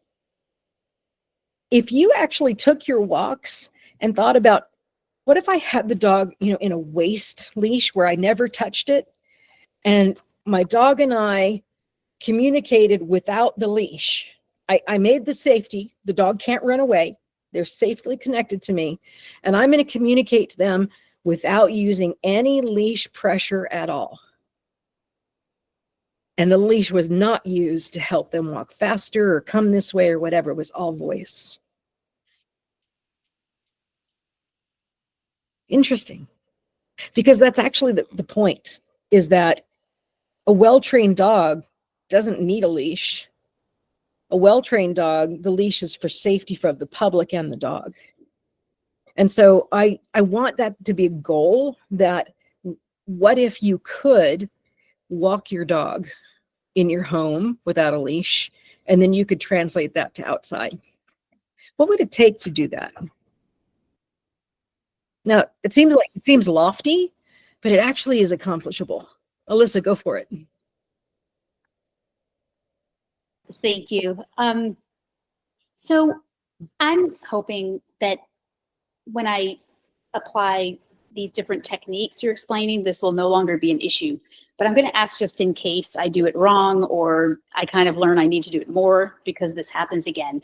My dog occasionally, but I think it's kind of when it's probably not been calm enough in the first place when we've been on the walk, but if there's some combination of triggers, and I think he gets over threshold pretty quickly. It will go from what I think is 0, but probably not that, to over threshold very quickly. A few times I think there's so much pent up anxiety, maybe he's resorted to trying to chew the leash. Yeah. So the best answer is not to be in that situation in the first place if I'm taking a number of steps beforehand to prevent it. But is it possible to wind up in that situation? If so, do you have any suggestions on how to prevent or handle that? Because I've just been caught off guard, and it's worried me a lot about whether it's even safe. I'd like to prevent it, and I hope I can, but what are your thoughts on that? It happens to a lot of people, and it doesn't mean that you're doing things that wrong. It means the setup is scary for your dog. And what he's doing when he chews on the leash is, I need to do something with this anxiety. And his logic or his reasoning is, the reason why this is all bad is this leash thing. I think it's this is going to solve it. And by then, there's nothing I can do to reward him. Like nothing. Right. He's already past that. His brain is past rewards. Food's not going to help. He's in panic. I mean, if I'm in panic and you put ice cream in front of me, I don't want it, right? That's not going to help, right? So what you do there's 2 things. You want to get a leash that has a bit of it that he can't chew. One of my favorite things to do is go buy a slip collar and attach my leash to it and a carabiner. And so that is a piece of chain that he can't chew, and he won't try to. So your leash doesn't get broken when he chews. All right. So it's a preventative for safety, right? I'm not saying get a chain leash for the whole thing, because those are heavy and they're not great. You don't want them for a long time. This is a temporary fix, so you can't shake through it. Another solution is get a piece of PVC that's like a 1 inch and you slide it down over the leash. So if he grabs it, he has something to put in his mouth, but it's not the leash. Okay, it's something there. Some dogs are smarter than that one though. So you have to see what works for him. So you provide yourself a temporary thing to help you with your leash. The best solution is to have a harness and you have 2 leashes on the harness. So he can't grab the second one. You have a backup leash. Okay. Then your job is to get distance from whatever the triggers are so he can calm down. And that's it. Get him out of there. So you get into the situation, you've got control because you've provided one thing or another that keeps him from escaping. And then you get the distance to calm him down. Then there's some training we can do to help deal with whatever it is that's causing that frustration to get to the mouthingness. But he's decided the leash is the problem. Then he wants to be off it to go solve whatever else he wants to solve. Thank you. I'm going to do whatever I can to get him feeling as comfortable as possible when we wind up in those situations in the first place. I think there's more I need to do at the outset, and I hope that helps a lot. Yeah, you bet. Debbie, there's another question in Great. the chat from Leslie Sullivan. Leslie's dog, George, is my dog Breck's brother, and today's their 7-year birthday. Oh, happy birthday. When you're on a walk and there's a person, dog, car coming toward you and your dog pulls, barks, growls, and acts vicious, what do I do? My neighbors are scared of my dog. Okay. Yeah, scary, right? And you look like the bad person on the block and it's embarrassing. You go the other way. And sometimes the other way is not, if the car's coming at you, it doesn't mean turn around and go the opposite direction because the car is going to come up on you faster. Go a perpendicular way. So if there's a row of houses, the car's coming this way, go up between the houses so you can get away from the space, and do it before, if you can, before your dog has lost it. So if there's enough time, you see it, oh, that thing is coming, move up between the houses and give your dog a block so they can't see it. That'll help your dog calm. If your dog has already lost it, get the dog up between the barriers, get behind a barrier, or get in between. If your dog is doing that and it's happening frequently, you need help with your reactive dog. That's terrible. It's a terrible experience for you, and your dog is having really rough walks. So there are resources. It's not just me. I can get you some resources too. So I recommend, you're at the point where you could use some help. But distance is your number one thing. Just get away. You bet. You're welcome. Anybody else? This is a great question. Okay. Yeah. Sharon. See, I got it that time. Oh, thank you. And I'm sorry I didn't send this in. I hadn't thought of it, but when we take our dog on a walk, or Nellie, we don't even get to the sidewalk before the next door neighbor's house. And it's this one spot, and she gets very reactive. She does what I think you meant by thrashing. Mm-hmm. She's jumping up, trying to back off, get away, whatever. Interesting. And we don't know what it is about that spot, but what should we do in that instance? Man, I would go out there and really, really check out that spot. I might even go out different times of day or try to film it and see, is there, scent, is it smell, is it something I can hear, and see if there's anything at that spot. Just to answer that. The other thing is I'd go the other way. Wouldn't go that way. Yeah. I would just flat out go, this is not the way my dog wants to go, and I would just never go that way. Sometimes the answer is avoid it. And, and it wouldn't be useful, the amount of time it would take and stress on you and stress on your dog to train her to accept going past that spot. Just go the other way. Right. Okay. And then not worry about it. And if you need to go to your neighbors, instead of going over the sidewalk, just go all around, go over the sidewalk, go over and come back. Just avoid it. Clearly there's something that distresses her. Yeah. Okay. Thank you. And it might be, a scent that's similar to before she got to Gold Ribbon, or wherever she was rescued. It could be a smell. I wouldn't be surprised if it's bad memory. So it wouldn't be a good idea to take her out there, several times to let her smell that area or anything like that. Let me put it this way. I was in a really bad car accident. Would it be good for me to go and hang out and just check out the memories, or just not go that way? Yeah. Yeah, right. I mean, there's sometimes just don't worry about it. Yeah. That'd be Thank my you. guess. Yeah, you Thank bet. Anybody else? Okay. All right, now we're going to get into some skills. Okay. I want you to do this before you're on walks and in your house. Anytime your dog just comes and checks in with you, I want you to build a reward history with them where you acknowledge that they're checking in with you, and you reward them with a treat or praise or petting. And if you've seen some of the other webinars, that petting could be the massage for the vagus nerve, or it could just be a little bit of loving. But you want to reward them for checking in, because if you build that habit when you're out in walking and they're checking in, that habit comes in real handy when they start to panic. So they look at something and they're checking in. That means they're not staring at that thing and freaking out. They're starting to allow you to determine what's scary and asking you to help them on their walk. So we want to build check-ins. If they're already okay and checking in with you in the house, start rewarding check-ins on the walk. Praise them when they check in and look back at you. Start noticing that. Watch your dog when you go on walks. Watch their head. And when they look back, they check over. Yeah, good girl. Really give them a praise for that, or even a treat, so that they see that paying more attention to you is so much more fun and rewarding than paying attention to that dog 2 blocks away that's barking at them.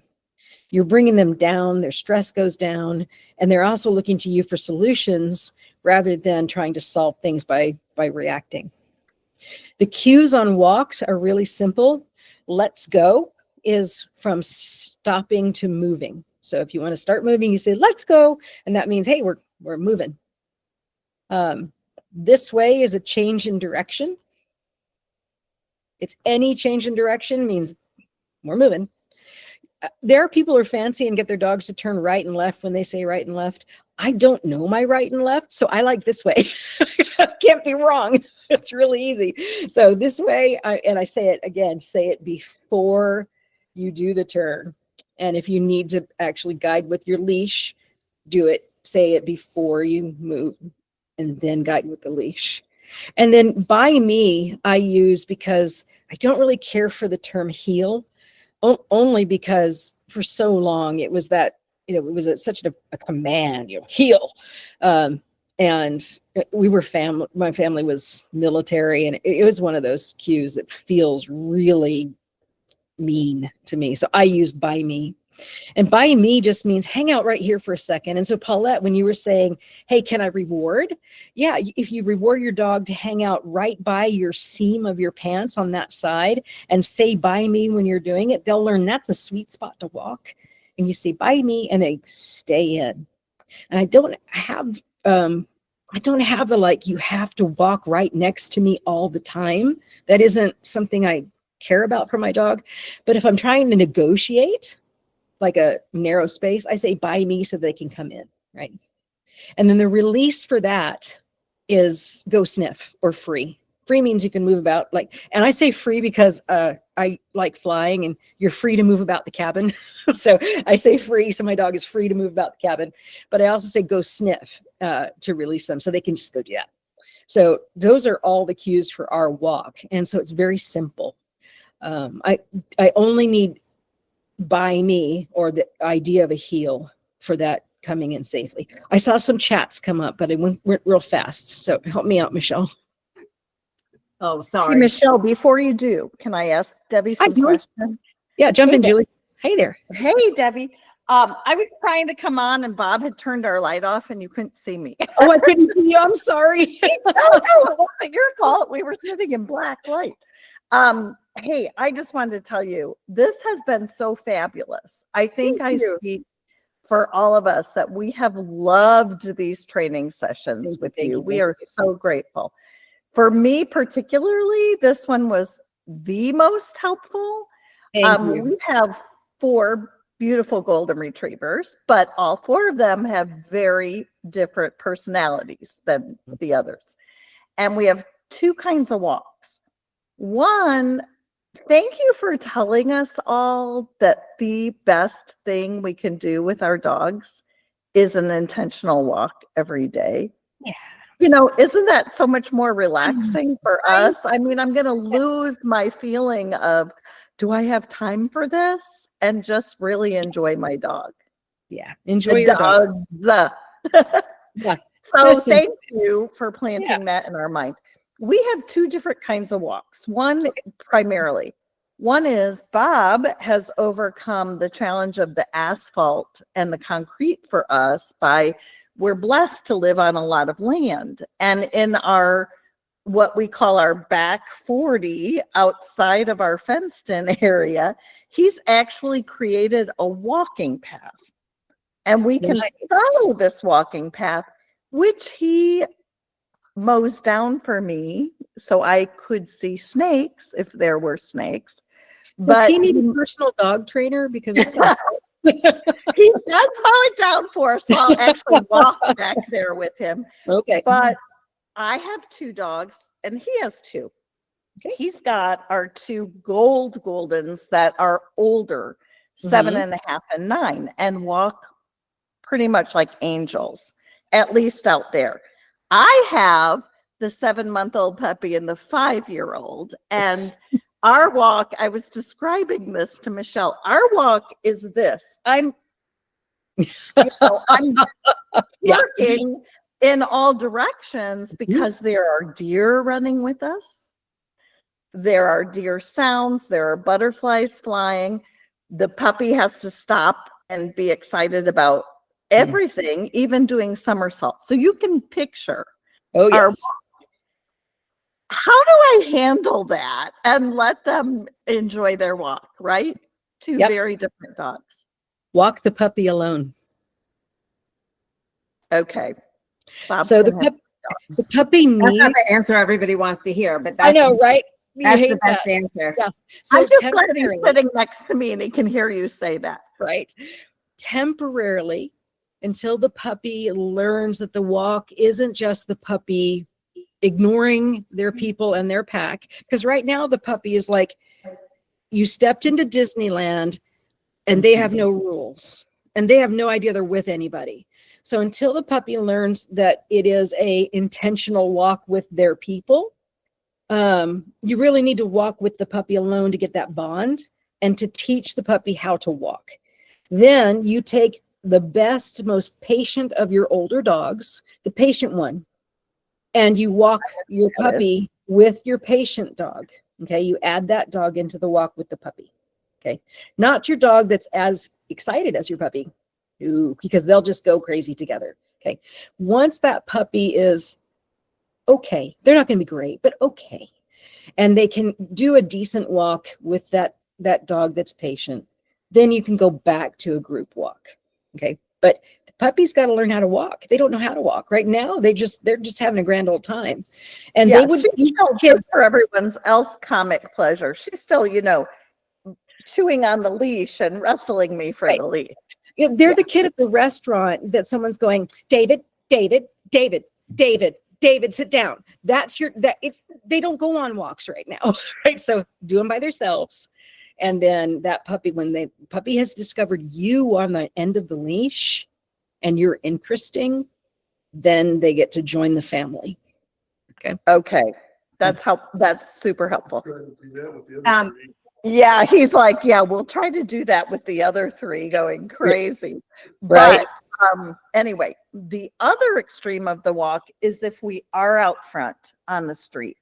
And then one of our oldest, Max, if he sees another dog and he's on leash, he is the reactive one, just growling and jumping and barking and acting like he's going to lose his mind. When you said we should go perpendicular, Yeah. like just Yeah. go to the side almost, right? Yeah, Is that so what we should do in that? normally people, like, if the dog is coming at you, you turn around and go the other way. What happens is now your back is to the dog that's the threat, and your dog is like, dude, now they're behind me. Are you Yeah, crazy? that's what The we almost monster's always behind do. us. Yeah, they don't like that. And so instead, move perpendicular off to the side so you get the distance, but the dog isn't feeling like they've got the monster creeping up on them. Okay. Okay. Okay. Thank you. Whenever possible, you need to face the threat instead of facing your dog. So let's say you go up between houses and you've moved perpendicular. Don't stand there and look at your dog and go, it's okay, it's okay, it's okay. Instead, turn around and face the dog that your dog's worried about, and face it, and then hold your dog and talk to your dog. Your dog will go, oh, you got it handled, Mom. Sweet, thanks. Okay. If you're facing your dog is like, it's behind you. It's behind. Will you turn around? It's behind you, right? It's like being in a horror movie. Would you turn around? So they're freaked out because you aren't addressing the threat. So you need to turn around and address the threat. You know, I don't know if I speak for everyone else or if I'm just elementary.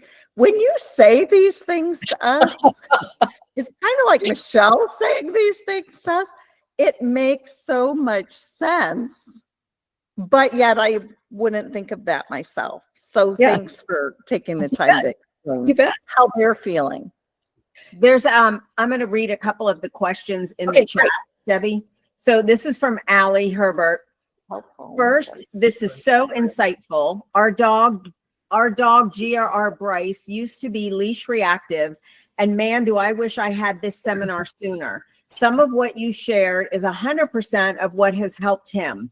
One thing I thought was helpful that I'd love to either get your thoughts on or share if it helps others is, since we used to live in Asheville where he'd be on real narrow trails, so we couldn't completely avoid others on the trail, like crossing the street. So I taught legs, where he would get a treat between my legs on the side of the trail. He'd still react, but this way I could grab the handle of the top of his harness while another dog passed. Yeah, and that's a good way to do it. It's a great solution for a tight space because your dog is going to feel safe. It's an old cue that they call middle in obedience and conformity. So I'm glad you invented it for you. But there is a way to teach your dog to circle around and come and look out, and then you can occupy them with dripping treats. You're basically the hand of magic that, you know, treats come down, and that helps. So that's one way to do it. Some people, and especially for dogs that are bigger, like Goldens, I'm too short for a Golden to come between. So we have a cue called behind, and they go and they sit behind you as the threat goes by, or sideways. You know, so there's lots of ways we can teach the dog to move away from the threat. But even if you ask your dog to sit and then just turn around and hold your dog back there, that helps too. So great suggestion. It's a real fun thing to train. Some people are a little bit shorter. They can't get their big dogs there, but I have seen dogs do really well in that position because the same thing happens. They're feeling securely managed, like that mom can take care of the threat. Okay, thank you for that. The next question is from Jill. My dog is reactive to other dogs in a store, Petco, etc. He is excited and barking is very loud. What can I do? Not aggressive, more excited to see the other dog. This is where he's just over his threshold to manage his emotions. He's just too excited. He's kind of like the kid that goes to Disney World and ends up crying. So what you do is you go to PetSmart, park in the parking lot, roll down your windows, and you guys watch dogs go in and out and feed him treats and help him be calm watching the dogs go in and out. And then the next time you go, you hang out outside your car and watch the dogs going back and forth, and he's rewarded for calm, and then you leave. And then you hang out by the door, but not right at the door, kind of near it, and you give him treats for calm behavior, and then you leave. But you do it for really short bits. You don't want to do a long hangout because he'll start thinking he has to protect it. And you do small increments of calm experiences that he sees that as, okay, I'm all right being here. This is actually a place where dogs go. It's not mine. What's happening is he gets into gets so excited that he's starting here, and then he just sees triggers and he can't manage. So slow it down, take more time, give him a chance to adjust, just like walking the dog in the front yard. So he gets a chance to just check it out. And then when he's in the store, the very first time he gets too excited, you leave. You can't stay there. If once he's triggered, he can't back down from it. So what he's learned, if you stay, is that this is where I lose my mind. This is where I go to lose my mind. This is fun. Okay. So you're going on lose my mind excursions for him right now, which are great trips. They like it, but he's made that association now. So this is a big dopamine hit for him. And so we're going to have to reverse that. And when he does get excited, it's time to go. No matter what, if your shopping isn't done, you have to be like that mom that leaves the grocery shopping to take her toddler home. Okay, more questions? Not right at the moment. Oh, thank you. You bet, Jill. All right. Yes, I actually do have one Hey, question. Tanya, go for Hi. it. I have a dog, or actually two dogs, but the one is the worst. She is reactive to deer, and she recently broke our window because the deer were crossing our yard. I put up sheer curtains and blinds, but is there anything I can do to actually acquaint her with the deer so she doesn't do that anymore? No, you can't acquaint her with the deer because that's just going to increase her desire to hunt. She has an exceptionally high prey drive and she's hunting. Do you have the window decals that are translucent? Yeah, so they like block what they can see, but it still lets light in. No, I do not. I've seen it at the store. Yeah, and all you do is spray like soapy water and it sticks to the window and then you just peel it off. It's not actually adhesive. It's wonderful. Okay. I would highly recommend those. And I also recommend, if she still is obsessed, that you block her access to those windows if you can. What you have to do is actually do the opposite of acquainting her with deer. You have to cut her off cold turkey because she's hunting. Mm-hmm. And so you've got a dog that is going through the full stalking, chasing, hunting process. And the fact that she's doing it to the point where she can break a window is very dangerous for her. Yeah. So that's another one where I'd say you probably need a little more help. And it's one that I would worry about, that she could actually go through the window. I have worked with dogs that broke the windows. And unfortunately, I worked with a Great Dane that sustained horrible injuries from doing that. So I would make it so that she can't get near those windows.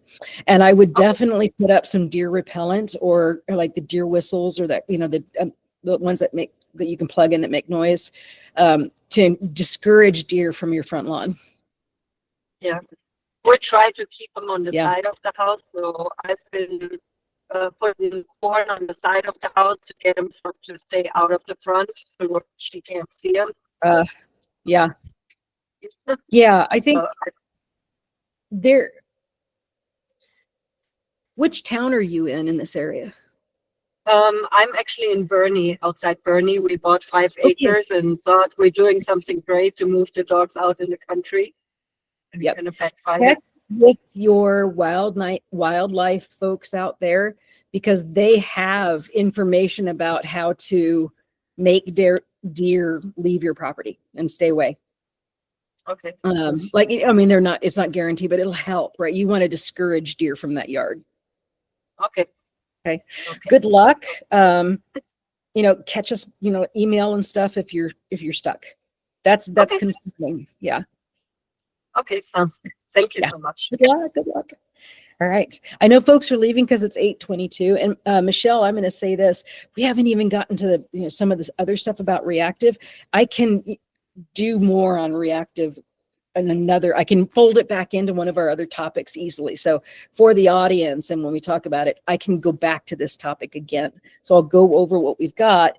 But for folks who need to leave, you'll get it. So don't feel like, oh my gosh, I have to go and I'm going to miss out. No, you won't. I'll make sure you get everything. Okay. All right, let's talk about this reactive. Here you go, 2 dogs. I feel bad for the little brown lab. Look at the look on his face. So I want to answer a question people ask me all the time of what's the difference between reactivity and aggression? Really, reactivity is a term that became a popular way to say aggression without making people feel bad about the label. And then it began to have more meaning. Okay.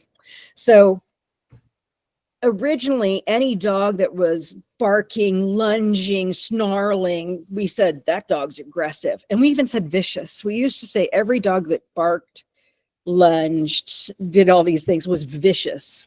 I'm glad we've changed that. But now we've actually kind of looked at it a little differently, that we're gonna distinguish between the two. And a dog that is aggressive is proactive with an intent to harm, an intent to move the thing that they're targeting away, and they're probably protecting a resource or themselves. And a reactive dog, the word's weird, everything reacts, but okay, we're going to say a hyper-reactive dog that's overreacting, is probably reacting from fear. I don't want that thing near me, or frustration. I want to go near that thing. Okay. Not anger. Anger's in the aggressive section. Okay. It's not that they're angry at that thing. If they're angry, it's aggression.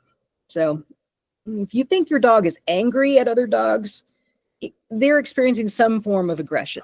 Now, don't confuse aggression with vicious or deadly or all those other things. It's just a different intention. So really, when we're talking about a reactive dog, 90% of the time I see a dog that has a mixture of some type of fear, which is usually anxiety, and sometimes frustration. And the frustration can be, I can't get away from the thing, but can also be anxiety because I want to go over and play with those things, and I'm frustrated that I can't go play with those things. And that's often the leash biter. The dog's like, I want to go get that thing. So I'm trying to bite the leash to go see them. So they look similar. Their intent is similar, but often you will feel different about the dog that is aggressive in your body than the dog that is reactive. Listen to that. So you see a dog at the end of the leash that's lunging and snarling. You're like, is that reactive or aggressive? First, always default to it's probably dangerous. That way you don't get hurt. Just make it that simple. Okay. Default, going to be a problem. Move away. Very simple. But if you're trying to figure it out because you're looking at, I'm going to study body language from back here, you will feel it. Aggression, you can feel. I brought these pictures because false. This was in a trainer manual. And I'm like, not true. These pictures are not truly reactive and aggressive. It's just what someone thinks they are. So a reactive dog, what is staring at a thing? How many of you have dogs that when they're reactive can look like this guy on the other side that says aggressive, where they're at the end of the leash going, and they look horrible and they're not actually going to hurt anybody. So please don't say it's the way the dog looks. It's really much more the intention. And you can tell the intention is usually long-term. So a dog that's aggressive, they're acting this way for way longer, and they're usually triggered every single time. That's the aggression. But reactivity comes and goes. It's random. Sometimes it's this dog, sometimes it's not this dog, and it doesn't seem to be as intense or last as long. So that's something you can use as a measurement too. I saw something pop up in chat, but let me look. Sorry. That's okay. What about reactivity to the TV? When there is a dog or animal on, he barks. Yeah, sure. Okay, for your dog, they don't know what a TV is. They just know there's a dog on the wall. Okay, there's a dog out that window. So yeah, they just see a dog there. And sometimes I've seen dogs rush the TV. I've seen dogs try to, scrape it or paw it. I've also seen dogs actually kind of like want to play with dogs on the TV. So they don't perceive the TV as a projection. They perceive it as a window or even the dog in the room. So yeah, they can be reactive to images.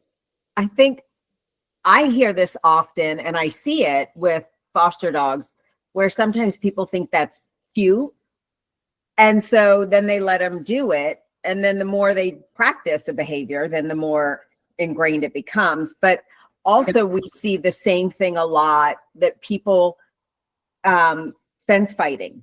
The neighbor's dog on the other side of the fence, and their dog is reactive, or their dog's reactive, and they're running up and down the fence. And I see this very frequently where people think that that's fun for the dogs, that they get to run up and down and fence fight.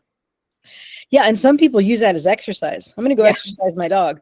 Yeah, that's just terrible. And Michelle, you're right. Every time your dog practices being reactive, they're building the reactive muscle. And so if your dog is reactive and it's terrible, don't take them on walks where they're going to be reactive. Short walks, exercise them inside your house, exercise them in your backyard. Don't take them on walks if you don't have to. Like, do everything inside your yard if they're really reactive. Truly stop exposing them to things that trigger them. If they're fence fighting, there are solutions to that. Like, there's some very good ones actually. But yeah, fence fighting is building that muscle, and fence fighters often end up, hurting the other dog on the other side of the fence. It's not fun for them. It really is stressful for them. So they're not getting exercise. They're freaking out. It's not enjoyable. So yeah, thanks for bringing that up. And I do say, for my clients that come in and they've got a really toughly reactive dog, I'll say, don't take your dog for a walk while I'm working with your dog. We're not going to trigger them through this whole thing. You don't learn to stop doing something by doing it. You just can't. One of my dogs is highly reactive, and it's taken years for him to be comfortable on a leash. Not comfortable, calm. But we know our neighborhood, and we know the times of day that we walk when nobody else is walking. Like, we strategically plan it.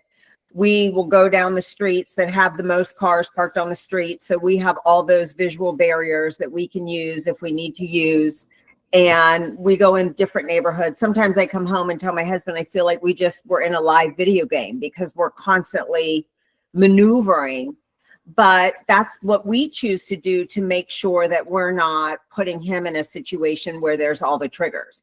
We walk late at night, or really, really early in the morning. We don't go at the prime time that everybody wants to go, because that's not good for him. Yeah. Yeah.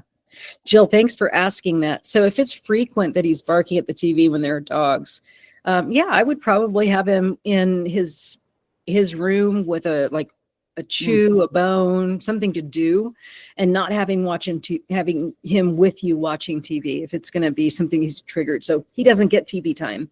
If that's the time you snuggle with him, then maybe it's soft music time. Maybe you snuggle with him in the other room, or when he notices the dog, you call him. When he looks back at you, you give him a reward. So you teach him that check-in.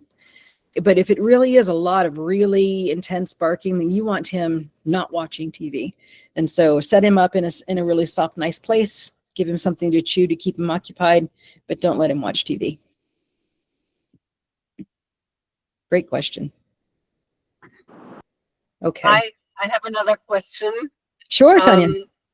Yes. So Emmeline, the one that also broke our window, when we take them for walks, as soon as they hear a dog bark somewhere, they go up like Broncos, and they just are out of control, that I can't hold them anymore. And our foster fail, she basically picked up a few things like what Emmeline does. And so would it be better just to not walk these two together at all? Yes. And work with them separate? Yes. And as far as Emmeline goes, would I just not walk her if she is so reactive? Because what's weird is I can take her to doggy daycare or boarding, and she plays with the other dogs there. But if we're on a walk, she just loses her mind when she's on the leash. Yeah, it's the unknown. So she doesn't know who that dog is. So that's stressing her out. But it's also barrier reactivity. So fence fighters And dogs that are stressed on leashes, often it's the barrier to finding out what's going on that causes the reactivity. It makes them frustrated. So I would say, yes, don't walk dogs that actually feed each other together. Like do shorter walks and do separate if you have to. Okay. And then as far as the dog that is really, really reactive, I would definitely not take her on walks and trigger her reactivity. Since you're already providing her outlet through daycare, then don't walk her. Well, I don't take her to daycare very often, but what I'm saying is when I have boarded her and she goes to daycare there while she's boarded, then she plays really well with the other dogs. Yeah. So that's she does good in the pack mentality, but right. Yeah. It's because she can see them, sniff them. She gets their ID. She understands what they are. So she's not afraid of them. It's the dog she can't see, check out, and understand that scares her. okay. And Yeah. it wouldn't make much sense to let her go near the fence line, because I don't know if that would cause an altercation, right? Yeah, that would probably give her another like boost to her reactivity. And so I would say that what you've described, you would need you're at a level that I think you need probably a trainer to help you out with stuff. Yeah. And I had her in a board and train, and I think she got back worse than when she left. And you know So what? I think I'm not a big fan of board and Yeah. train because you're not getting the problem addressed where it's happening in the home. Yeah. Yeah. And I think that was actually the turning point where she got worse instead of better. I'm so sorry. Yeah. Poor puppy.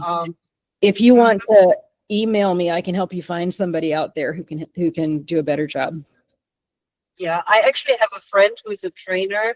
Okay. Right now she's in Colorado, but she said she was gonna work with her after that happened with the window to see if there's anything we can do to calm her down a little bit and maybe find a different outlet. Good. Yay. I'm glad to hear that. Yeah, I'll have to wait till she gets back from Colorado though. So Yeah. This slide's going to really apply to you and her. So she's doing trigger stacking. So look at the picture down here. yes.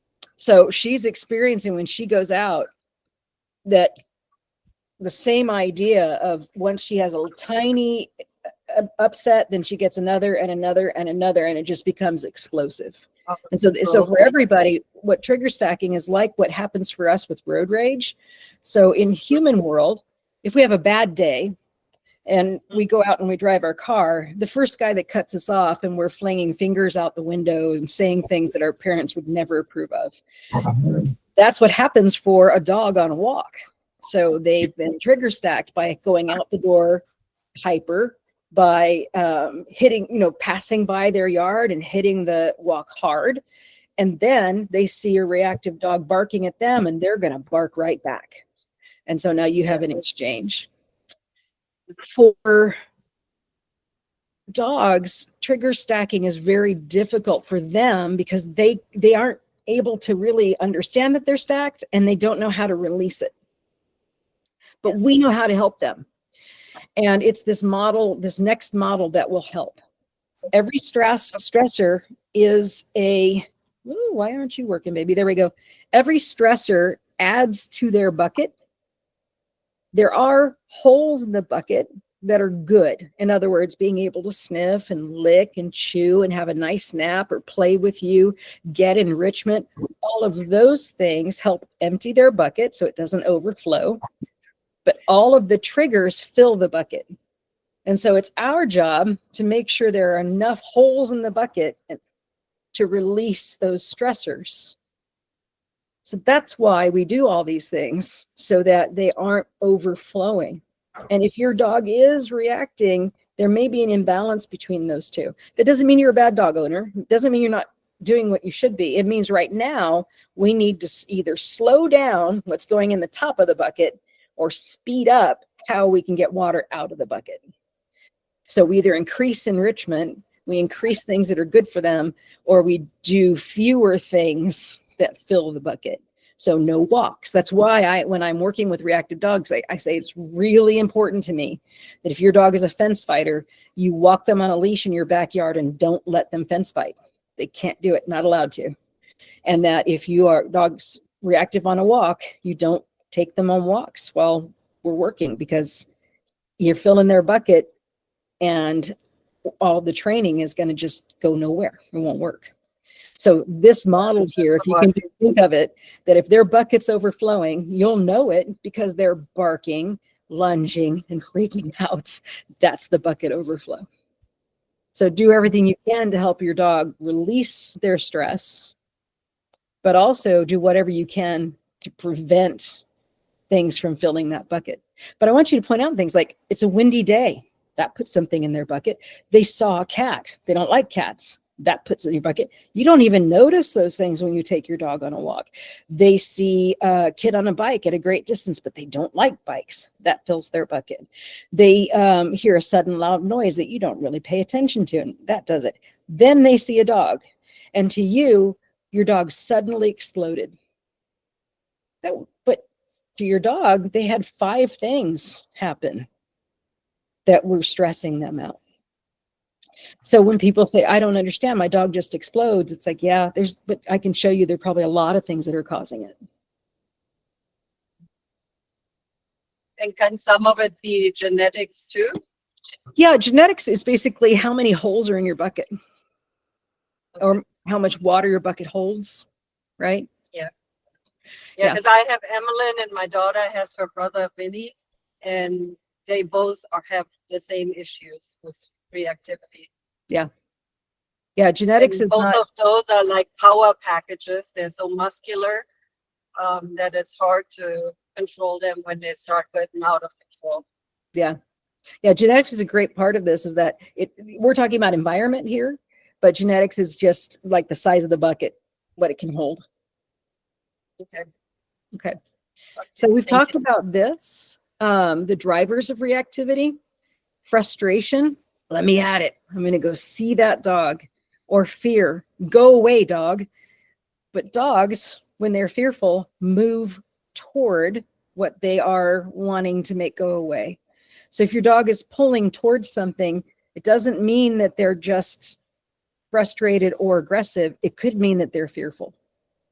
So don't assume that they're not afraid. I think it's really fair to assume they may be.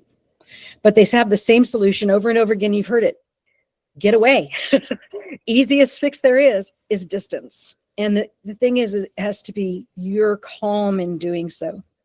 So when your dog is pulling, barking, lunging, and acting like they're crazy, and you don't like being the neighbor who's got a dog like that, if you're yelling no at your dog, guess what you're doing? You're adding to their bucket. You're pouring into their bucket. So instead, when your dog is behaving like this, what you do is you stay calm and you say this way, even if they're crazed, and you get them distance. And then you face the threat, and then you can calm them down. And you keep moving as far as you can until they calm down, or as far as you can get until that thing moves. By the way, if your dog is reacting and that person isn't moving fast enough, I give you permission to yell at them. Get out, go away. My dog is freaking out, go away. They might be ugly back. Doesn't matter. Just get people to move along. I've had people stop and stare with their dog while my dog is losing it. Just go away, please. Keep walking. Resume your walk.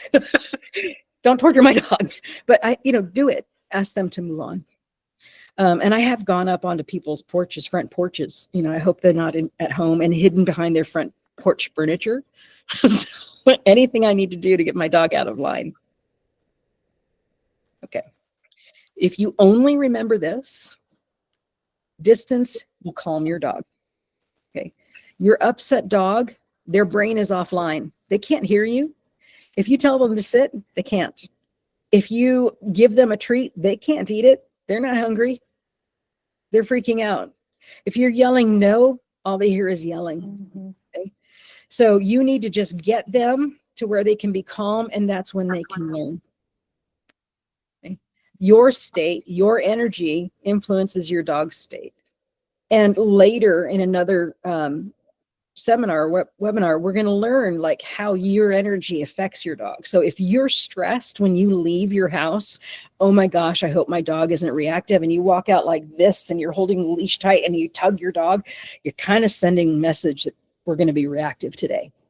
So don't take your reactive dog on a walk if you're already reactive yourself. Just go in the backyard. We say that when we're talking to our fosters with dogs in care, everything you're feeling literally translates through the leash to the dog. Yeah. Yeah. And there are people who say that and they debunk that. That's not true. And it's like, come on, it's a way of explaining that your dog can sense your feelings. They can smell your hormonal changes. They can smell how you feel because your body changes that your scent. They know what you're feeling and it affects them. And so, yeah, you know, if you're holding the leash and you're holding it tightly, it's transmitting down the leash. And if you're upset, they can feel it. So, you know, if you're worried that you're going to have a reactive outburst, your dog might also be taking that emotion in. So be careful. I recommend if you're stressed, don't take your dog for a walk yet. Okay. If walks help you decompress, you and your dog can go decompress together. And that's why I say decompression and sniff break. If you can go decompress by having your dog do a sniff break, that's great. That really helps. Susan Clothier, who I brought up before, she has this do nothing where she will take a dog's mat or, you know, blanket, and she'll take a chair and she'll go sit in the front yard, dog on the blanket with some treats or a bone, and she sits in the chair and they watch the world go by. And the observation is good for the dog. The dog has something to chew if they need it. And then when the dog is overly interested, she will get the attention back to her, and they learn to just observe the world together. It really helps the dog gain confidence, but it also is decompressing for both of them. It's a good way to do it. Okay. One of the ways to help your dog, once you have gotten distance and your dog can kind of start to calm down, go ahead and scatter treats behind you so your dog can get their nose on the ground. Getting their nose on the ground helps them breathe and recenters their brain on their nose instead of the threat. So once you're away, once your dog is not pulling towards the thing, you can set treats down to get them reoriented, and that works. Okay. Okay. So here's your assignment if you want it. There's no grade. I am not grading anything ever. So remember, do a calm start. Do as calm as you can in the house. Take your time on your porch. Take your time in your front yard. Get that sniffing. Remember, distance is your secret. Remember to keep yourself calm and that your reaction matters, so you can, you know, calmly bring your dog through their reaction. No won't help. Just get out of there. Remember that your treats are as important as your leash. And, you know, as Julie brought up, be intentional with your walk. You're there on a date with your dog. You might even ask them if they want to go on a date tomorrow. Okay. Diane and I are working out our fall schedule, and we always in the fall, we offer leash walking classes and reactivity workshops. We usually do them on the weekends. We are also doing some in the evenings, and we do them virtually as well as in person. This is not a pitch to grow our business. We actually just want to help you. And so we will announce some stuff. What I want to do with it is that this is through Gold Ribbon. So anything that we do, we're going to benefit Gold Ribbon. So it is not going to be a way to, you know, make money and stuff. We want to help y'all. So we will work out with Michelle how we can benefit the rescue while you get some more education, if you would like it, about how to do this. Okay. So I just wanted to announce that. Thanks for joining us. And if you need anything, you can email us at info@cspotbehave. And don't forget, you already have an amazing behavior team. You have an amazing team just everybody at Gold Ribbon is incredible. I've seen so much from the inside, and I've just been bowled over about how well you work. My quote for this one is, "The best therapy is a long walk with the dog." And I absolutely believe that. Written by Jen Karetnik, who's written a really good book. And finally, we're at Q&A. I think I've answered most of these, but I do want to answer the first and the last. And then I'll take questions. Anyone who is ready to go and have the rest of your evening, thank you for being here with us. And as Michelle said, I'll get this posted or give it to her so she can have it ready for you. And I'll have a handout for y'all too. Thanks, guys. I think, okay, so I've answered how to do 2 dogs and healing. Healing's useful for navigation. Barking at fences, yeah, let's not have that. And then the last one is, what do I do if my dog isn't food motivated? That one is hard for some people. Like, dog doesn't want food, what do I do there? Your dog does have motivation. Let's find out what will they do things for. Some dogs, it's ball. They'll do anything for a ball. I know a lot of Goldens like that. Sometimes it's play with the toy. Sometimes it's affection. Sometimes it's access. So for instance, your dog would like to go outside. So I work on recall and then offer the door, things like that. But if you're working on a walk, most often the reward is being able to get away from or get to something they want. So what you have to really do with your dog is think about, why do they do things and how can I reward them or manipulate that reward? Now, I don't mean manipulate in a bad way, but change it. So if you're working with a dog that loves toys, you ask them for something and then you play with their toy with them for a second. They get that reward and then you do it again. This is how they train border collies, by the way. Border collies they are not trained with food. They are trained with the opportunity to play. So they work and then they play, they work and then they play. So if your dog if you're having trouble connecting with your dog over that, you can email me at info@cspotbehave and I can send you some articles and address kind of how to do that. But really play is the secondary. Attention and affection is next. So food, play, and affection. Those are the most often the things that get dogs going. So try those.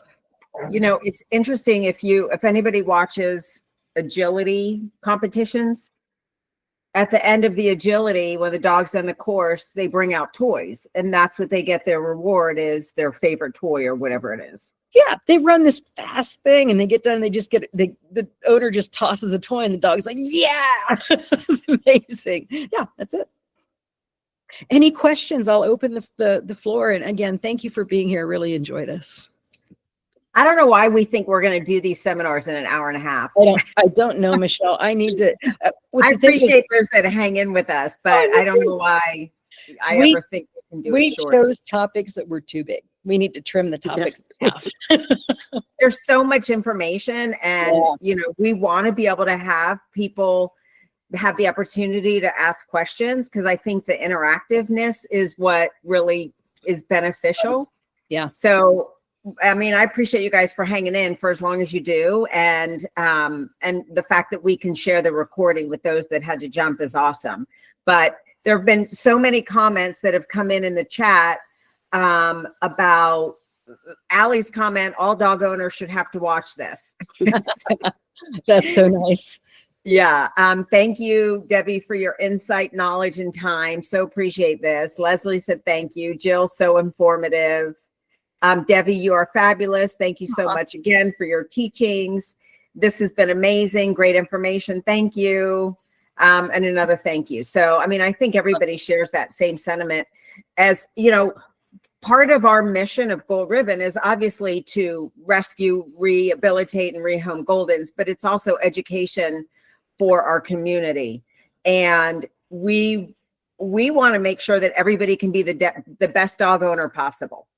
Because the better the dog owner, the better that, the dog has a great, happy home and you guys are happy with your dogs. I'm not gonna lie, I get frustrated sometimes daily with my own dogs. Like, that's just life. Yeah. But the more again, hence the name of our series, the more the better you can be. So